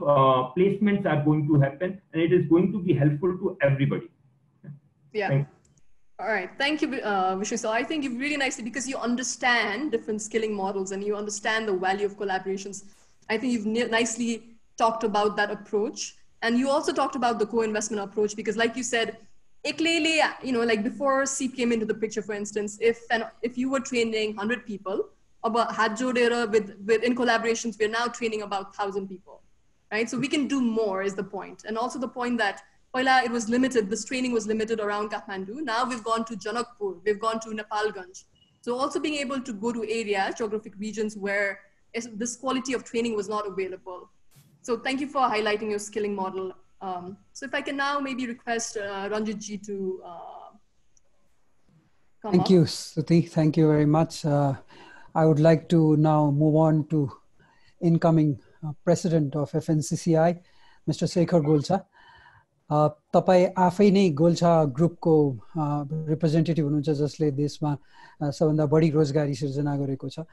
र सँगसँगै I know that तपाईँले स्वरोजगार, बजाजको एउटा स्वरोजगार भन्ने campaign lunch गर्नुभएको थियो, जसबाट बजाजको आरई को 3 व्हिलर्सको लागि एउटा क्याम्पेन, जसबाट तपाईँले विदेशी नखोजेका व्यक्तिहरूलाई देशमै रोजगारी गर्न सकिन्छ भनेर क्याम्पेन चलाउनु भयो। लगभग झन्डै 7-8 हजार व्यक्तिहरू विदेश नगएर देशमै बसेर काम पनि पाए, काम पनि गर्न थाले। सो यो सबै एक्सपिरियन्सलाई समातेर यहाँले अहिले जुन लन्च भएको छ रोजगारी सर्भिसेस, युकेएड एससीपी सँगको कोलाबोरेसनमा, यो क्याम्पेनलाई यहाँको के सजेसन हुन्छ, how to take it forward, इन्डस्ट्रिजहरूले यो क्याम्पेनलाई कसरी बिल्ड गर्ने, यसमा कसरी कोलाबोरेसन गर्ने, there are different stakeholders, government, industries, financial institutions, NGOs, सबैको कोलाबोरेसनमा को लागि यहाँले के चाहिँ एउटा सजेसन दिनुहुन्छ, what would be the campaign approach for the entire campaign that we are looking at? Sekharji, please, if you can shed light on this, then I'll get into second part of the question. Dhanyawad, Ranjitji, Honorable Minister, moderators for today's session, plus all the participants. So first of all, I would like to thank the organizers for inviting me. आज सबैभन्दा पहिला जुन रञ्जितजीले सोध्नु भएको थियो मेरो एउटा अनुभव जुन स्वरोजगारमा भएको थियो, अब हुन त जनरली म आफ्नो व्यापार व्यवसायको बारेमा बोल्न छोडिसकेको छु, तर तैपनि तपाईले सोध्नु भएकोले म यसमा के म भन्न चाहन्छु। एउटा निड हामीले के देखेका थियौं भने नेपालमा इन्ट्रासिटी ट्रान्सपोर्टेसन अहिले पनि धेरै पुअर छ। So we wanted to launch a product called Bajaj RE.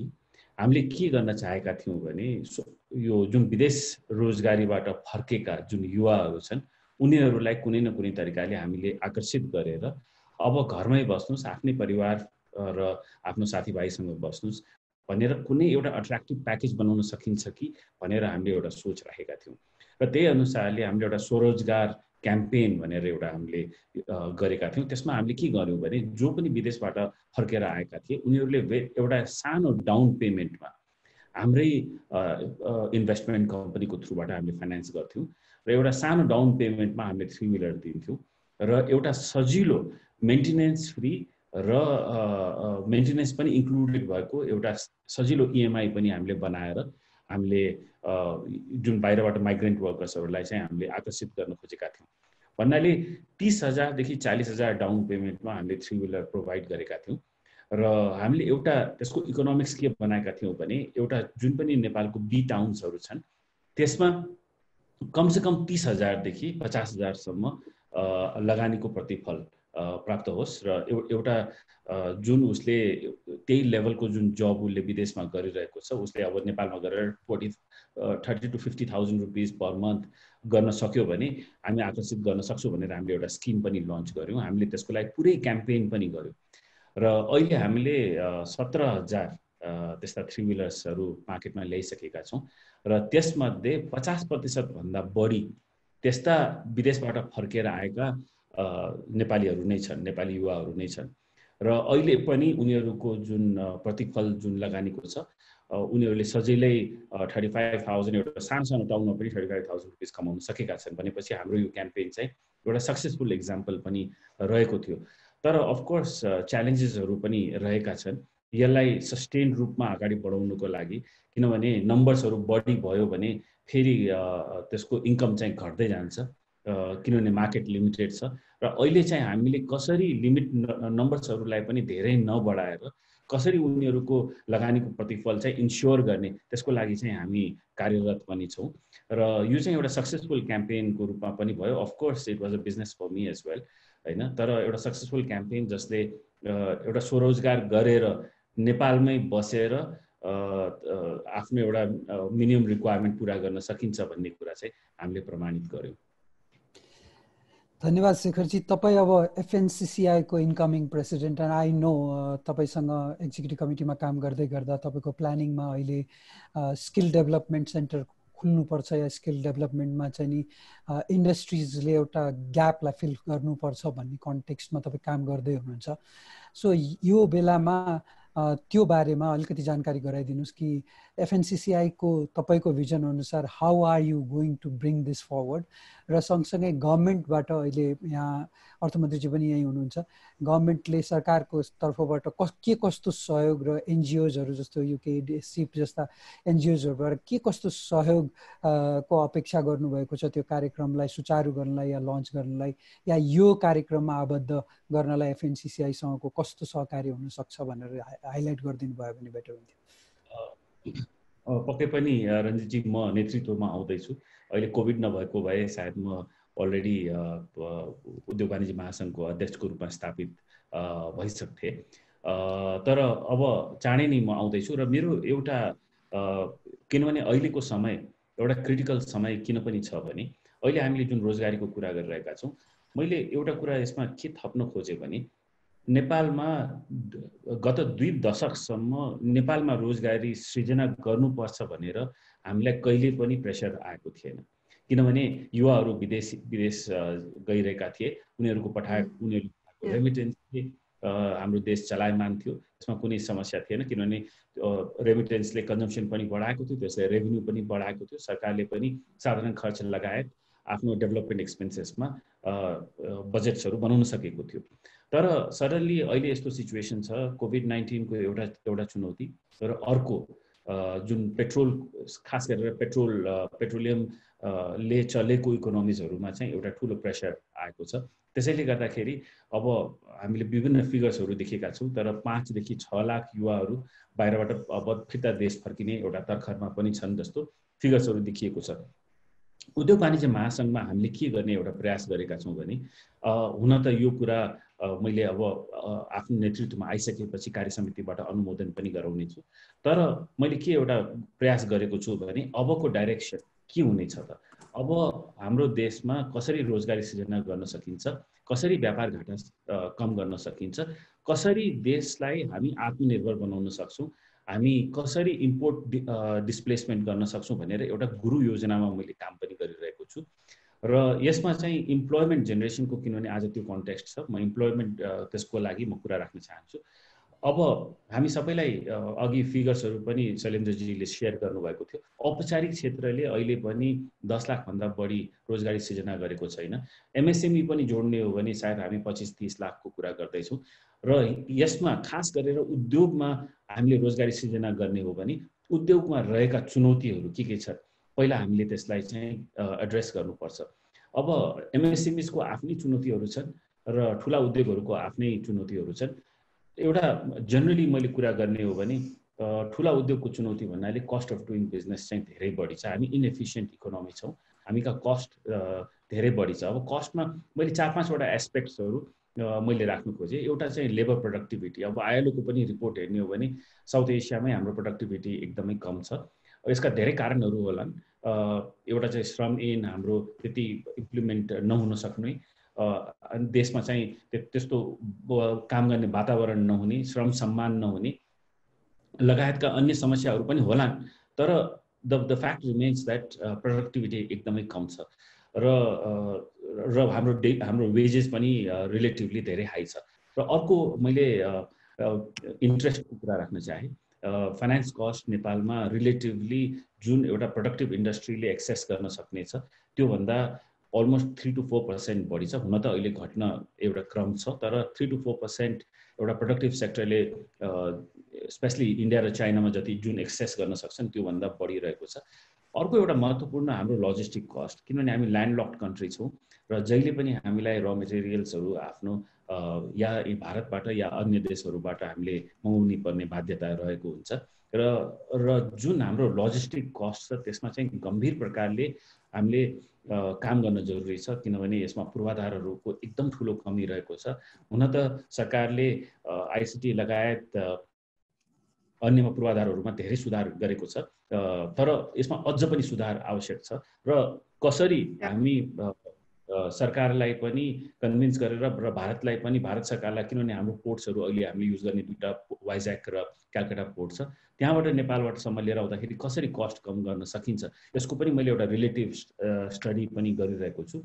यसबाहेक धेरै यस्ता ऐनहरू छन् जसलाई चाहिँ हामीले सुधार गर्न जरुरी छ, जुन ऐनहरूले एउटा जुन प्रोडक्टिभ सेक्टरमा लगानी गर्नको लागि बाधक छन् त्यसमा चाहिँ एन्करेज गरिरहेका छैनन्। यसमा पनि हामीले एउटा विस्तृत स्टडी पनि गरिरहेका छौँ र मैले जुन पोइन्ट भन्न खोजिरहेको छु अलिकति यो कुरालाई अलिकति सर्ट गरेर, यो जुन अहिलेको कन्टेक्स्टमा हामीले गभर्मेन्टसँग एक्सपेक्ट गरिरहेको सँगसँगै अहिलेको कन्टेक्स्टमा चाहिँ यो अहिले आज जुन रोजगारी.com को उद्घाटन पनि भएको छ, देशमै छ रोजगारी भनेर हामी अगाडि बढेका छौँ। यो कन्टेक्स्टमा मैले अहिले सुन्न सकिरहेको, फेरि मलाई रिपिट गर्नुहुन्छ कि? मैले चाहिँ अहिलेको यो कन्टेक्स्टमा रोजगारी.com सँग यहाँ हाम्रो FNCCI को नयाँ गर्न लाग्नु भएको कार्यक्रमलाई कनेक्ट गर्ने के सम्भावना छ भनेर यहाँले अलिकति हाइलाइट गरिदिनु भयो भने सजिलो हुन्थ्यो. Briefly, Shekhar sir, we need to. I think the finance minister has to leave, so let's just try to wrap this up, Sudhir. Yeah. I'll just try to my thing. Of course, there has been a challenge that there's been a mismatch of what the industry requires and what is available. We are aware that almost 7 to 8 lakhs foreign workers are working in Nepal because they bring in a certain sort of skill which we are not able to give in Nepal. So I feel that in this program also, when they're speaking about training, I think we specifically should look is how to replace those 7 to 8 lakhs workers who are working in Nepal, because that is instant. So we can create jobs for 7 to 8 lakhs, and mainly they are in two sectors, mainly in construction and agriculture, and some of the manufacturing as well. So I would like to just conclude with this. Thank you. Yeah, thank you so much, Shekhar. So I think you've really nicely also highlighted the kind of constraints we are facing as a country. And congratulations on your incoming leadership of FNCCI. I think as SEEP, we will look to reconnect with you soon. So with that, I want to move to Rachana Thapa of Silver Mountain College of Hotel Management. I think everyone knows that Silver Mountain is it's a pioneer institution, and it's a world-class hospitality training school that's serving international markets as well as domestic markets. So my question to you, Rachana ji, is, if you can, having heard what you've heard about the Rojgari campaign, what opportunities do you see for collaboration between the different ecosystem players, government, financial institutions, training providers like yours, industries? If you can just maybe outline a few recommendations. I can't hear.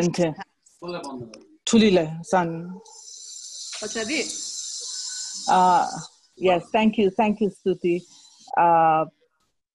This is, first of all, congratulations, Rojgari, for launching it today, and it is much needed for Nepal, for migrant workers, and for Nepalese all around the world. I think it's an opportunity, you're a hope create Silver Mountain partnering with SEEP as well as Rojgari is a very optimistic thing that can happen in this time. Your pandemic, lockdown, tourism industry going haywire, your unishchit kalin situation. Silver Mountain has been working a lot. Aileko yo samayma chai unlearning, learning, bringing in new technology, new ideas. नयाँ तरिकाले कसरी सृजना गर्न सकिन्छ भनेर गरिरहेछौं त्यसमा चाहिँ अलिकति भन्नु पर्दा फेरि tourism industry त फेरि revive हुने नै छ people will start traveling, people will go out to eat तर नेपालमै आउँछ र नेपालकै होटल इन्डस्ट्री नेपालमै फोकस हुन्छ भनेर भन्नको लागि चाहिँ अहिले ट्रेनिङ गर्नुपर्ने अहिले नेपाललाई रेडी पार्नुपर्ने र जति पनि युवा र interested people who want to work in this industry, त्यसलाई ready पार्नुपर्ने र त्यही अनुसारको प्लान गर्नुपर्ने सिचुएसन छ स्पेसिफिकली भन्दाखेरि रोजगारीको क्याम्पेनले चाहिँ जति पनि हामीले होटल इन्डस्ट्री सम्बन्धी ट्रेनिङ र सिकाइ हामीले दिन खोजिराखेका छौं र दिइराखेका छौं योसँगको पार्टनरशिपले चाहिँ के हुन्छ भने आउटरिच प्रोग्राम चाहिँ एकदमै इफेक्टिभ होला जस्तो लागिरहेछ मोर सेन्ट्रलाइज र अर्बन एरियामा मात्रै जुन अहिले चाहिँ हाम्रो प्रोग्राम्सहरु रिच भइराको थियो पनि अब हाम्रो प्रोग्राम्सहरु चाहिँ नेपालको कुना काप्चामा इच्छा भएका र फाइनान्सको एक्सेस नभएका युवाहरुलाई आफ्नो कम्युनिटीमा आफ्नो सो अबको रोजगारी चाहिँ not necessarily to go back to the world and work obviously त्यो एउटा सेक्सन पनि हुन्छ तर त्यो युवाहरुले चाहिँ योग सिकेर आफ्नै ठाउँमा आफ्नै कम्युनिटीमा आफ्नै किसिमको आफ्नै घर वरिपरि नै रोजगारी सृजना पनि गर्न सक्ने छन् एन्टरप्रेन्योरशिप पनि डेभलप गर्न सक्ने छन् अरूलाई काम पनि दिन सक्ने छ यसमा चाहिँ यो अहिलेको जुन नयाँ क्याम्पेनले चाहिँ I think it's going to be very helpful र अहिलेसम्मको हेर्दाखेरि चाहिँ धेरै जस्तो सिकाइ र ट्रेनिङहरु चाहिँ ल्याङ्ग्वेजको ब्यारियर पनि थियो so with this partnership I think त्यो पनि हामीले we will break that अनि उनीहरूले बुझ्न सक्ने किसिमले सिकाउन सक्ने छौं अर्को कुरा यो ब्लेन्डेड लर्निङ अहिले त संसारभरि नै यसको महत्त्व हामीले बुझिसकेका छौं सो विथ दिस एप अब सब मान्छेले पनि त्यो डेभलप गरिरहेछ कि कोही मान्छेलाई कुनै किसिमका ट्रेनिङ प्रोग्राम्सहरु सिक्न परेमा यो टेक्नोलोजी इन्हान्स ट्रेनिङको पनि एकदमै इम्पोर्टेन्स र त्यसको उ टटकार देखिरहेछ त्यसमा चाहिँ यो all these campaign is going to help us to मलाई लाग्छ Yeah, thank you so much.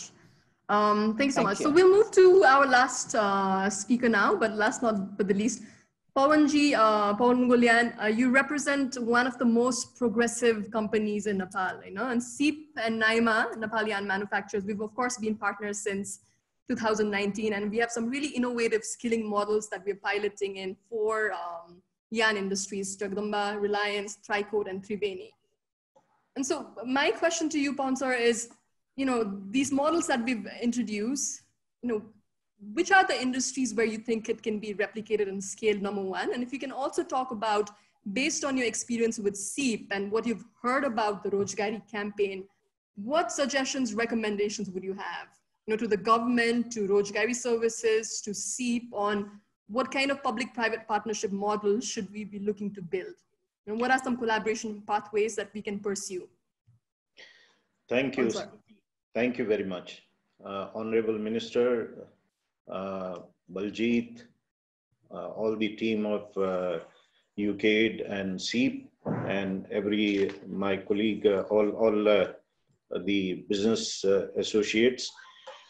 First of all, the collaboration with SEEP and UKaid has been a wonderful experience, and after the COVID, it has worked fantastically, because in some of the industry, unfortunately, there were some Indian labor which needs to be replaced now. So that is working very fine, actually, at this point of time.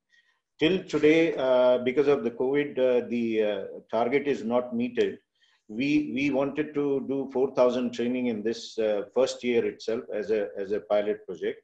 We could train 1942 till now, and out of that 1655 are already placed in job, and 287 drop out during the training period. अब यो overall कुरा गर्दाखेरि के गर्न सकिन्छ र यो इन्डस्ट्रीहरुमा अरुमा नाइमा र FNEA federation of Nepal exporters association ले के गर्न सक्छ भन्ने कुरामा कुरा गर्ने हो भने यो पुरै ब्रॉड स्पेक्ट्रममा हेर्ने हो भने टेक्सटाइल भ्यालु चेनमा in next 5 years the requirement can go up to 1 million people, because if Honorable Minister is also listening, माननीय मन्त्रीजीले सुनिराख्नु भएको छ, अलिकति गार्मेन्ट इन्डस्ट्रीलाई फस्ट्याउने हो भने 10,000 गार्मेन्ट इन्डस्ट्रीहरु चाहिँ विदिन 5 years खोल्न सकिन्छ र त्यसले चाहिँ ओभरअल गर्दाखेरि direct indirect employment 10 lakh employment चाहिँ आउने 5 वर्षमा जन्माउन सकिन्छ। त्यस्तै अहिलेको बेलामा यो अपर्चुनिटी पनि जन्माएको छ। एकातिर हामी चाहिँ आफ्नो त्यो मात्रै कुरा गरिरहेका छौं। मेरो हिसाबमा चाहिँ ब्रिक इन्डस्ट्री यो इटा उद्योगलाई नै 5 लाख मान्छे चाहिन्छ, जुन इन्डियाबाट 10 लाख मान्छे फर्केर गए त्यसमा आधी जति फर्केर आउँछ होला। अर्को 5 लाख चाहिँ हामी तुरुन्तै ट्रेनिङ गर्न सक्यो भने त्यहाँ इम्प्लोय गर्न सक्छौं।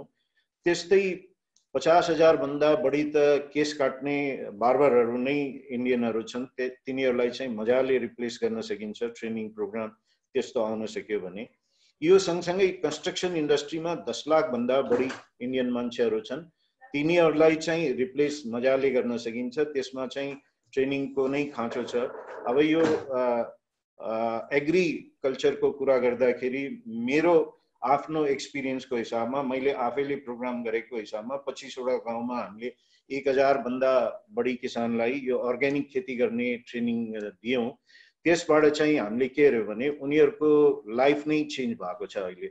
अब यो झापाको विभिन्न 25 वटा गाउँहरुमा हामीले यो ट्रेनिङ चलाएको, त्यसबाट चाहिँ उनीहरुको लाइफै चेन्ज भएको छ। किनभने एक त उनीहरुको स्वास्थ्य राम्रो भएको छ, अर्को चाहिँ यो रोगहरूबाट मुक्ति भएको छ, त्यसको सँगसँगै इन्कम पनि बढेको छ। हामीले गर्नुपर्ने के हो भने भ्याल्यू चेनमा जोड्नुपर्ने आवश्यकता छ, उत्पादन मात्रै बढाएर हुँदैन। यसैले चाहिँ एग्रिकल्चरमा चाहिँ भ्याल्यू पुरै भ्याल्यू चेनमा चाहिँ जोड्न सक्यौं भने किसानले तुरुन्तै उत्पादन गर्न सक्छ र किसानहरू मेहनती छन्। यो होइन कि कृषि चाहिँ धेरै गाह्रो चाहिँ पक्कै पनि होइन, 3 महिना र 6 महिनामा रिजल्ट पक्कै आउन सक्छ। हामी 2 बिलियन $2.5 बिलियन को इम्पोर्ट यो वर्ष भएको छ, 2 खर्ब 50 अरबको इम्पोर्ट भएको छ, which is very alarmingly high, which needs to be reduced, and the only way is to go into the primary agriculture. At the same time agro processing, सानो agro processing इन्डस्ट्रीहरू ल्याउन आवश्यक छ। त्यो हजारौंको संख्यामा आउनु आवश्यक छ, त्यो गाउँकै लेभलबाट। त्यसको लागि लोकल गभर्नमेन्टसँग पार्टनरशिप गरेर चाहिँ यो प्रोग्रामहरू चाहिँ अगाडि बढायो भने यसले चाहिँ पक्कै पनि यो एउटा शेप चाहिँ लिन सक्छ। यस्तै यो सँगै अरु इन्डस्ट्रीहरूको कुरा गर्ने हो भने जस्तै होटल इन्डस्ट्रीमा already she is doing a good जब। अब यसलाई चाहिँ नेपालमा प्लेसमेन्ट मात्रै होइन, हामी विदेशमा जानेलाई अब चाहिँ यो अनस्किल्ड वर्करलाई एक्सपोर्ट नगरेर स्किल्डलाई हामी एक्सपोर्ट गर्यो भने 3 दोबर बढी पैसा आउँछ। त्यो गर्न सकिन्छ। जसरी यो हाम्रो यो जेसीबी बाट पनि जुन trained manpower, if we can export, that will be better than sending unskilled labor. Similarly, यसको लागि मेरो एउटा सुझाव के छ भने यो ओभरअल गर्नको लागि ट्रेनिङ मात्रै गभर्नमेन्टले यत्रो ठुलो बजेट छुटाएको छ। माननीय मन्त्रीज्यूलाई मेरो रिक्वेस्ट के हो भने यो चाहिँ जब प्लेसमेन्टमा जानेहरूलाई मात्रै ट्रेनिङ गर्नुपर्छ र खास गरिकन जुन यो भ्याल्यू चेनको अघि मैले टेक्सटाइल भ्याल्यू चेनको कुरा गरेँ, धागो उद्योगलाई त्यो अहिले जुन ट्रेनिङ हामी गराइरहेका छौँ त्यो अलि दिनमा सकिन्छ, 1, 2, 3 वर्षमा सकिन्छ। तर चाहिँ गार्मेन्ट र टेक्सटाइल इन्डस्ट्रीमा जुन 10 लाख मान्छेको रोजगारी सृजना हुन सक्छ, त्यसको लागि यो गभर्नमेन्ट र सिप युकेएड ले मिलेर चाहिँ कार्यक्रम ल्याएको खण्डमा यो चाहिँ 3 महिनाको ट्रेनिङले मात्रै पुग्दैन। अघि शेखरजीले पनि भन्नुभयो, we are one of the के भने हाम्रो यो साउथ एसियामा सबभन्दा महँगो लेबर फोर्स हामी नेपालमा छ। त्यसलाई चाहिँ मिटिगेट गर्नको लागि कम से कम स्टार्टअप दिनको लागि 1 वर्षसम्म त्यो ट्रेनिङ कन्टिन्यू भएको खण्डमा त्यो चाहिँ लोड कम हुन्छ साना साना इन्डस्ट्रीहरुमा। हामी यो कुरा गरिरहेका छौं, यो एसएमई र स्मल स्केल इन्डस्ट्रीको मात्रै म कुरा गर्दैछु, जहाँ 20 देखि 50 लेबरहरुको चाहिँ इम्प्लोयमेन्ट हुन्छ। त त्यस्तो इन्डस्ट्रीहरुमा 1 वर्षसम्म सपोर्ट दिएको खण्डमा आदि गभर्नमेन्टको जुन अहिले 3 महिना भनेको छ यो सपोर्ट र सिपले 3 महिनासम्मको गर्ने भनेको छ, त्यसलाई चाहिँ सिपले 3 महिना गरोस्, तर गभर्नमेन्टले चाहिँ 12 महिनासम्म त्यसलाई कन्टिन्यू गरिदियो भने 50% दियो भने त्यसको चाहिँ रिजल्ट र त्यो मान्छे त्यो इन्डस्ट्रीमा चाहिँ पर्मानेन्टली जब पाउनुपर्छ। 12 महिना ट्रेनिङ हुने बित्तिकै जब पाउने गरी इन्स्योर भएको खण्डमा हामीले चाहिँ यो ठूलो इम्प्लोयमेन्ट जेनेरेट गर्न सक्छौं within this few industry I said. र कृषिको लागि छुट्टै एउटा प्रोग्राम यो सानो यो हाम्रो लोकल गभर्नमेन्टको लेभलबाट चाहिँ कस्तो आउनु पर्यो भने त्यहाँ चाहिँ अर्ग्यानिक फार्मिङ गर्नेहरूलाई अर्ग्यानिक फार्मिङ र प्रोडक्सन बढाउने। अहिले 40 देखि 50 मन जुन धान हुन्छ त्यसलाई चाहिँ 80 मन कसरी पुर्याउने हामीले गरेर देखाएको छौं। त्यो अर्ग्यानिक फार्मिङ गर्दाखेरि त्यस्तै अदुवाको उत्पादन हाम्रो अहिले जापानिज एक्सपर्टहरुसँग कुरा हुँदाखेरि हाम्रो यहाँ 30% मात्रै उत्पादन छ, त्यसलाई चाहिँ बढाउन सक्छौं। हामी चाहिँ अरु इन्डस्ट्रीहरु जस्तै अल्लो इन्डस्ट्री छ, अल्लोमा लाखौं मान्छेले रोजगारी पाउन सक्छ र हामी चाहिँ एक्सपोर्ट पनि गर्न सक्छौं ठूलो रूपमा। त्यस्तै हाते कागजको इन्डस्ट्री छ, अहिले यो चाहिँ पछाडी ब्याक गइराखेको अवस्था छ, यिनीहरुलाई चाहिँ अगाडि ल्याउन सक्छौं। हामी ह्यान्डिक्राफ्ट भयो, हाम्रो यो तपाईको जडीबुटीहरु भयो, त्यस्तै महिलाहरुलाई चाहिँ हजारौंको संख्यामा दशौं हजारौंको संख्यामा यो तितौ मस्यौरा यो सातु जस्तो साना साना उत्पादनहरु बनाएर अहिले यो लकडाउनमा पनि यो महिला उद्यमी महासंघले 3-4 कन्टेनर चाहिँ एक्सपोर्ट गरेको छ। त्यो चाहिँ यसलाई अलिकति अब समराइज गरिदिनु भयो हुन्थ्यो। हजुर, म त्यसैमा गर्दै छु। त त्यस्तालाई अब ब्याग यो पटेरबाट बनेको ब्यागहरूको अर्डर ठुलो अर्डर आएको छ, त्यसमा चाहिँ 10,000 भन्दा बढी यही 1 वर्षभित्रमा गर्न सकिन्छ। अब हामीले अलरेडी बलजितले अघि भन्दाखेरि 15,000 को हामीले कमिटमेन्ट गरेका छौँ नेक्स्ट 2 इयर्समा। यसलाई चाहिँ बढाएर 1 लाखसम्म हामी गर्न सक्छौँ यदि गभर्नमेन्टले पनि पार्टिसिपेट गर्ने हो भने, किनभने साना साना ठुला उद्योगले 50% कस्ट बेहोर्न सक्छ, तर साना उद्योग जुन एकदमै स्टार्टअप उद्योगहरू छन् उनीहरूले कस्ट बेहोर्न सक्दैन ट्रेनिङको। त्यसको लागि चाहिँ गभर्नमेन्ट र सिप ले पार्टनरशिप गरेको खण्डमा चाहिँ त्यो चाहिँ सम्भव हुन सक्छ साना इन्डस्ट्रीहरुमा। त्यसलाई चाहिँ हामीले एज अ FNEA र यो नाइमाको हिसाबमा चाहिँ हामीले गर्न सक्छौँ। Thank you Pawanji. म यो आजको प्यानल डिस्कसनमा हामीले केही पोइन्ट्सहरु म जस्ट ब्रिफली यहाँ आज उठेका पोइन्ट्सहरुलाई ब्रिफ समराइज गर्न गइरहेको छु। एग्रिकल्चर सेक्टरको कन्टेक्स्टमा कुरा गर्दाखेरि प्रोभिन्शियल गभर्नमेन्ट र लोकल गभर्नमेन्टसँगको सहकार्य अत्यन्तै आवश्यक छ भन्ने देखियो। भ्याल्यु चेन सिस्टममा चाहिँ थुप्रै रोजगारी सृजना गर्न सकिन्छ एग्रिकल्चरको सेक्टरमा। कृषिको सेक्टरलाई सञ्चार माध्यमले अलिकति ग्ल्यामराइज गरिदिएको खण्डमा नयाँ युवाहरूलाई आकर्षित गर्न सकिन्छ भन्ने बुझियो। त्यस्तै हामीले चाहिँ नि सिटिभिटीको कन्टेक्स्टमा अलिकति प्रोसेसलाई स्मुथन गर्ने र सर्टिफिकेसनको प्रोसेस पनि स्किल सेट डेभलप गर्दै गर्दा सर्टिफिकेसनको प्रोसेसलाई पनि अलि एनहान्स गर्नुपर्ने जरुरत देखिन्छ भन्ने भयो। र यदि हामीले स्किल जेनेरेट गरिसकेपछि कसैलाई आफ्नै व्यवसाय गर भनेर उहाँहरूलाई प्रोत्साहित गर्छौं भने त्यहाँ चाहिँ उहाँहरूको लगानीको प्रतिफल हुनु आवश्यक छ। त्यो लगानीको प्रतिफल सुरक्षित कसरी हुन्छ भनेर हामीले पत्ता लगाइदिनु र उहाँहरूलाई बताउनु जरुरी छ। र अर्को एउटा सरकारले कस्ट अफ लेबरको जुन एउटा हाई छ त्यसलाई घटाउनको लागि पहल गरिदिने नीति नियमहरू लिएर आइदिनु पर्ने आवश्यकता छ भन्ने देखियो।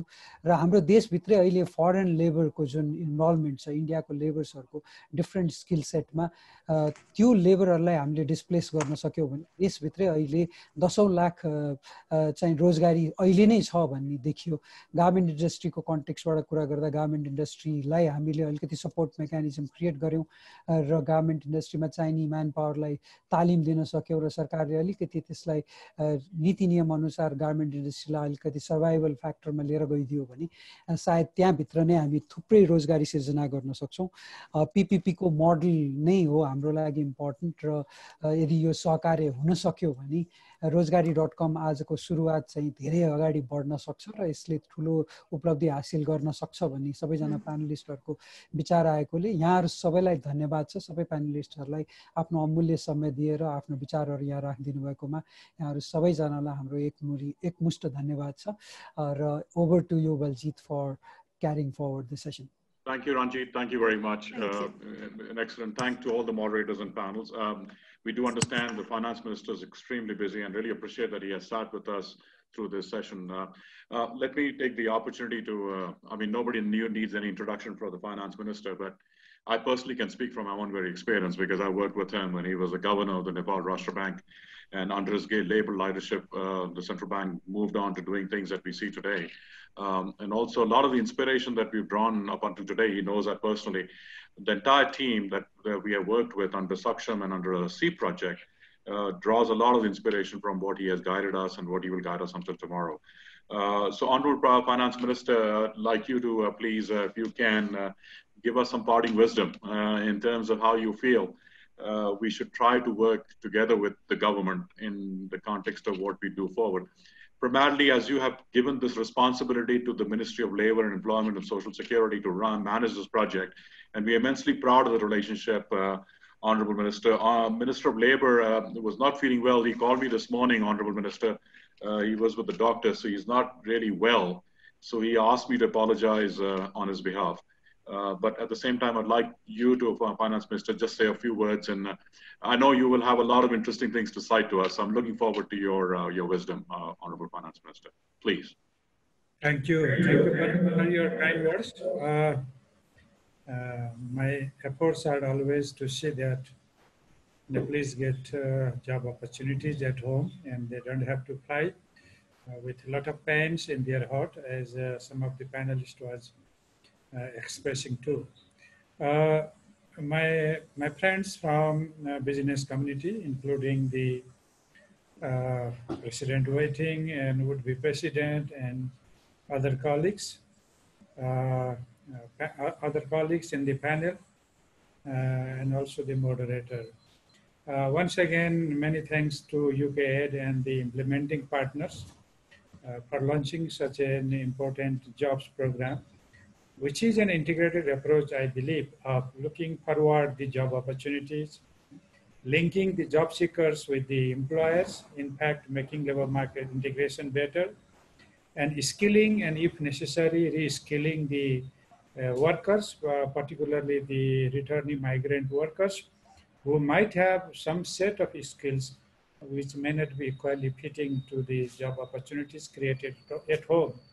And particularly reskilling might also be needed to some of the people at home who see not immediate revival of some of the labor market opportunities, and they really need to shift to other skills, like from the international tourism related skills. I think given the travel restrictions on account of COVID, I think the temporary measures must be taken to see that some of these jobs could be shifted to other areas, and their reskilling might be necessary.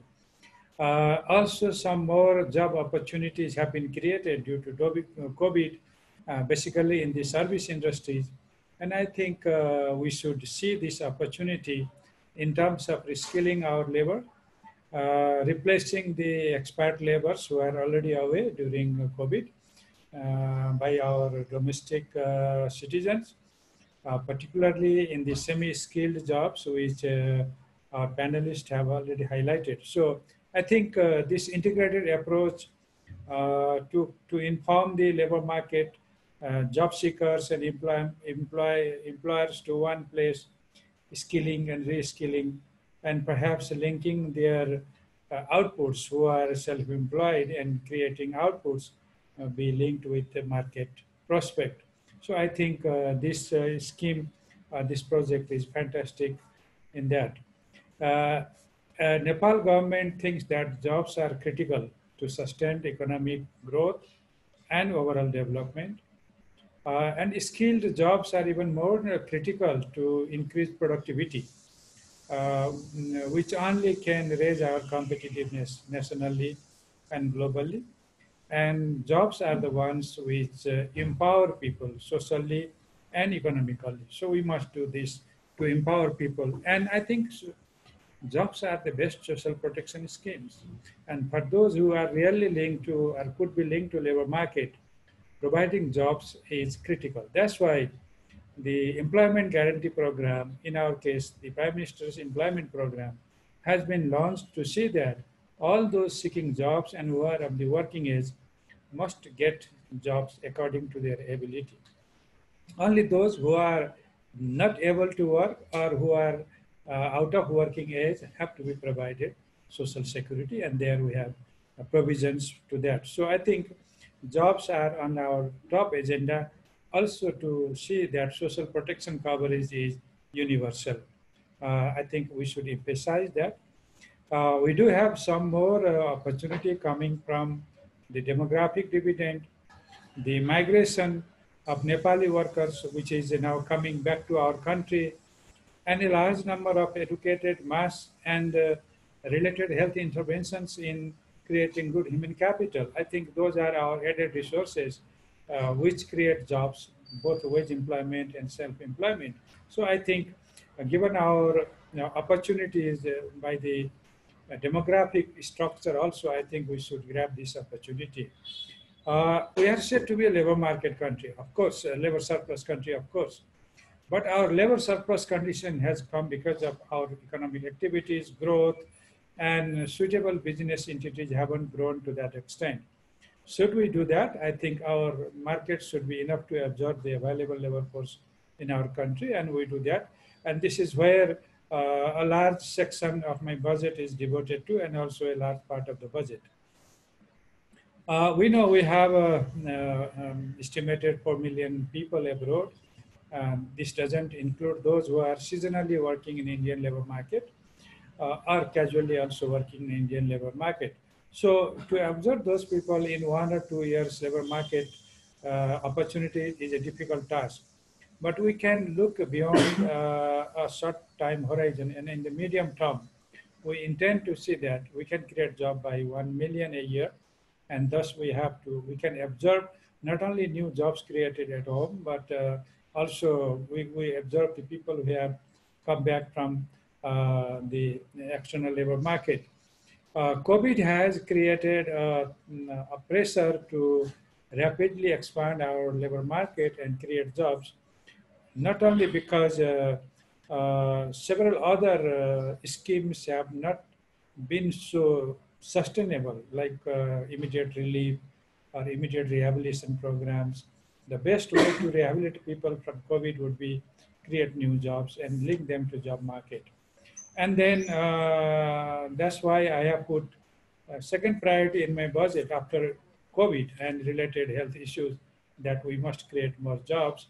And there are a lot of interventions, like first working with the private sector in the PPP framework. I think some of the panelists have very rightly pointed out our joint partnership in creating jobs, particularly on the job training and reskilling the workers, and also adding resources to Prime Minister's employment program, and then putting a lot of resources in skill development. So once we are able to implement those programs, we will be able to make our unskilled labor force semi-skilled, and then relink them to the labor market opportunity, so that the skill gap, the kind of jobs created by the market and the kind of skills we have, and that the gap existing there could be minimized. And SIP exactly is the program which could obviously reduce this gap and provide a lot of market information. Actually, our labor market is not integrated. So we don't even have perhaps sufficient labor market information about the job seekers and employers. So in my budget, I have said that the existing employment service centers will be converted into employment information bank, which would be instrumental to see that employers are not in scarcity of labor so demanded, and job seekers are also getting sufficient jobs. Along with that, we have been creating several other initiatives, like promoting commercial agriculture, promoting startups, formalizing the informal sector, and also promoting small and medium business enterprises, which are labor intensive, and also protecting them. I think those are some of the instruments that I have announced in the budget. In the financial terms also, there are several interventions to protect self-employment at home, particularly capital subsidy to enterprises, the subsidized interest rate.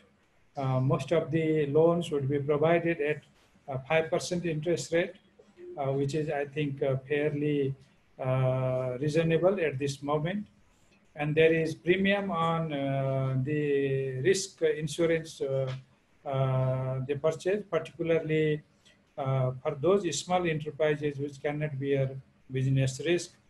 So there are also premiums on insurances and interest subsidies, and also seed capital to several entities and enterprises who work in job creation areas, and those including to microfinance enterprises and also some of the entities working for jobs creation, particularly in the rural areas and in the areas of self-employment.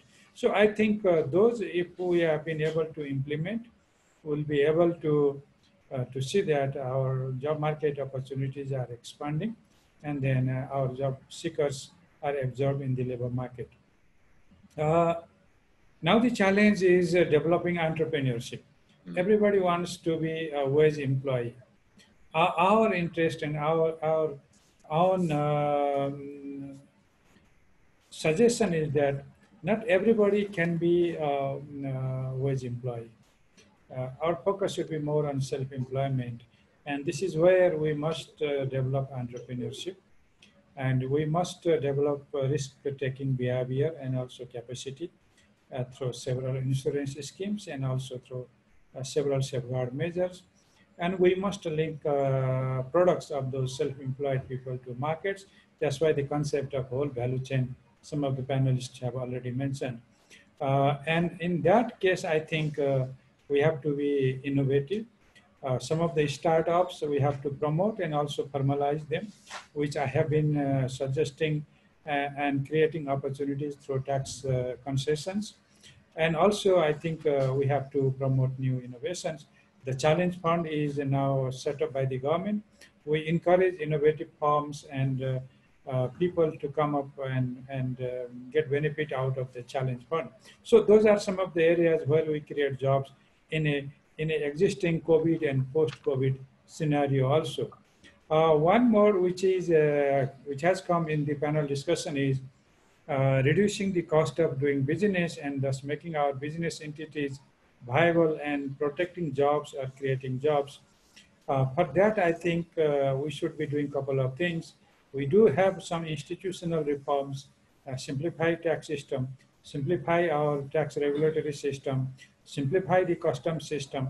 Single window is coming in operation, and also several other trade-related barriers are coming to a simple term.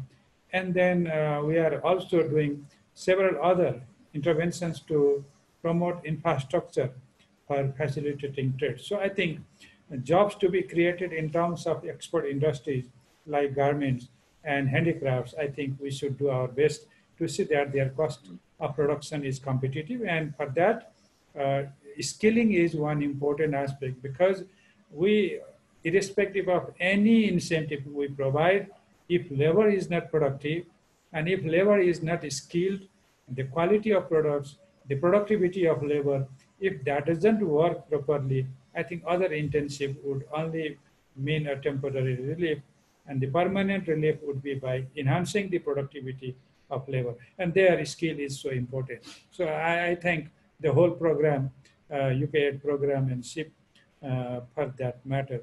Finally, I thank you all the panelists. You have great suggestions. That really helps government to work with you, and government is ready to work with the private sector because you are the largest job provider. You are the job creator. And when you are job creator, we must protect you. So we have several programs during COVID that entails job protection, the payroll protection programs, which is being launched maybe within a month. And we have a lot of refinance programs for business, and also a lot of tax concessions to business entities. So I think if there are some other things to be done to reduce the cost of business and to recover from the impact of COVID, government is willing and ready to cooperate with the private sector, and we are ready to work with the development partners as well to work together. Let's join together in several forums like this to crystallize our ideas and also come up with solutions which we really work to create more jobs at home. I wish this program a great success. That would really be helpful to transform the country. Thank you. Thank you very much. Thank you, Dr. Khatiwada. Thank you. Excellent summary, Dr. Khatiwada, and some very interesting points that I think we should take home with us. I also would like to just thank you, Dr. Khatiwada, for your vision when you designed this program, the Ministry of Finance, your IECCD division, everybody else, and the Ministry of Labor when you designed this program with DFID. And I want to thank the head of DFID, Lisa Honan, and the entire DFID team that worked very closely with you to help design this team. But at the same time, I also wanted to thank you, Dr. Khatiwada, for having transferred this program to the leadership of the Ministry of Labor. The Honorable Minister of Labor is a real supporter of our program. He has been out with us to the various different provinces. He's seen the project work that we are doing, and his entire team in the ministry has been great. And I think that we do have his representatives in the meeting today. There is a joint secretary, honorable joint secretary, that is participating in this discussion. And I'm sure he will take a lot of the message back home. Thank you so much, Dr. Khatiwada. It's been great working with you. And I do assure you that anything that we pick up working under your auspices, under your leadership, we will deliver. Thank you so much for your great time. Thank you, Baljit. Please carry on this spirit. Thank you. Thank you, Dr. Khatiwada. Thank you. So over to you, Ayusha. Can we close the event, please? Yes, sure. Before I close, anything from Shailendraji, Rojgari? Shailendraji? Yeah, sure. Thank you. Thank you, Aishaji. My special thanks for everyone being with us today, especially the Marani Arthamantri Yuba Raj Khatiwada. Panel छलफलको लागि सहभागी हुनुभएका शेखर गोल्छा, पवन गोल्ड्यान, विष्णु अग्रवाल, रचना थापा र मौसमी श्रेष्ठज्यूलाई विशेष धन्यवाद। यहाँहरूको insightful जुन थट्सहरूले हामीलाई धेरै नै इन्फर्मेसन्सहरू पनि दिएको छ। त्यसैगरी FNCCI, CNI, HR Professionals Associations, outsourcing association Nepal, hotel association Nepal लगायत विभिन्न एसोसिएसनबाट उपस्थित प्रतिनिधिहरू र व्यवसायी उद्योगिक कर्मचारीहरूलाई पनि धन्यवाद। And on behalf of Rojgari.com, my sincere thanks to my teammates, Sanjeev, Bigyan, Manoj, Rajesh, Pratik, Bindev, Pujan, Umesh, Ajay, Raju, and the entire team for your day and night hard work. And from SIM Project, Baljit, Stuti, Aisha, and the entire team for your contribution and support in the campaign. Thanks to the entire team of Prisma, especially Ranjit Acharya and Sharad Sai. And better result is always expected out of good initiations. We have helped millions of people get connected with job opportunity in Nepal since last 17 years. And with this initiative of our Desh Mein Rojgari, we have extended our helping hand to migrant trainings. We are confident that we will be making a larger difference and greater impact. Thank you, Aisha ji. Thank you. Thank you, Sharanji. Okay, so to quickly close it off, I would like to close off with the announcements. So if I'm sure our participants have a lot of questions. We apologize that we couldn't take questions today due to time constraints, and we have had a lot of questions on our Facebook page as well. But if you do have other queries, then you can email us. The emails are up on the screen, and from Rojgari side and from SEEP side. And also it will be in the chat box. So if the participants have any pressing questions, then you please feel free to send it across to us. And also please do visit Rojgari.com, www.rojgari.com. You can look at the application and the website firsthand and understand what this campaign is all about. And also you can find more information about Skills for Employment program on our website, www.seepnepal.com, SEEP Nepal.com. We'll put it in the chat box as well. And today's presentation will also be up on our website. So if you would, later today, so if you would like the presentation, you can go to our website as well. And thank you to our media friends who have joined us. It's for your time, and we'll be sending across more information to you in the next half an hour. And also, if we will be organizing with Team Prisma's help a smaller media session with you in a few days. So thank you, everybody. On that note, thank you for joining us. Thank you to all our panelists. Thank you to the SEEP and Rojgari and Prisma team, and to all our participants today. Thank you.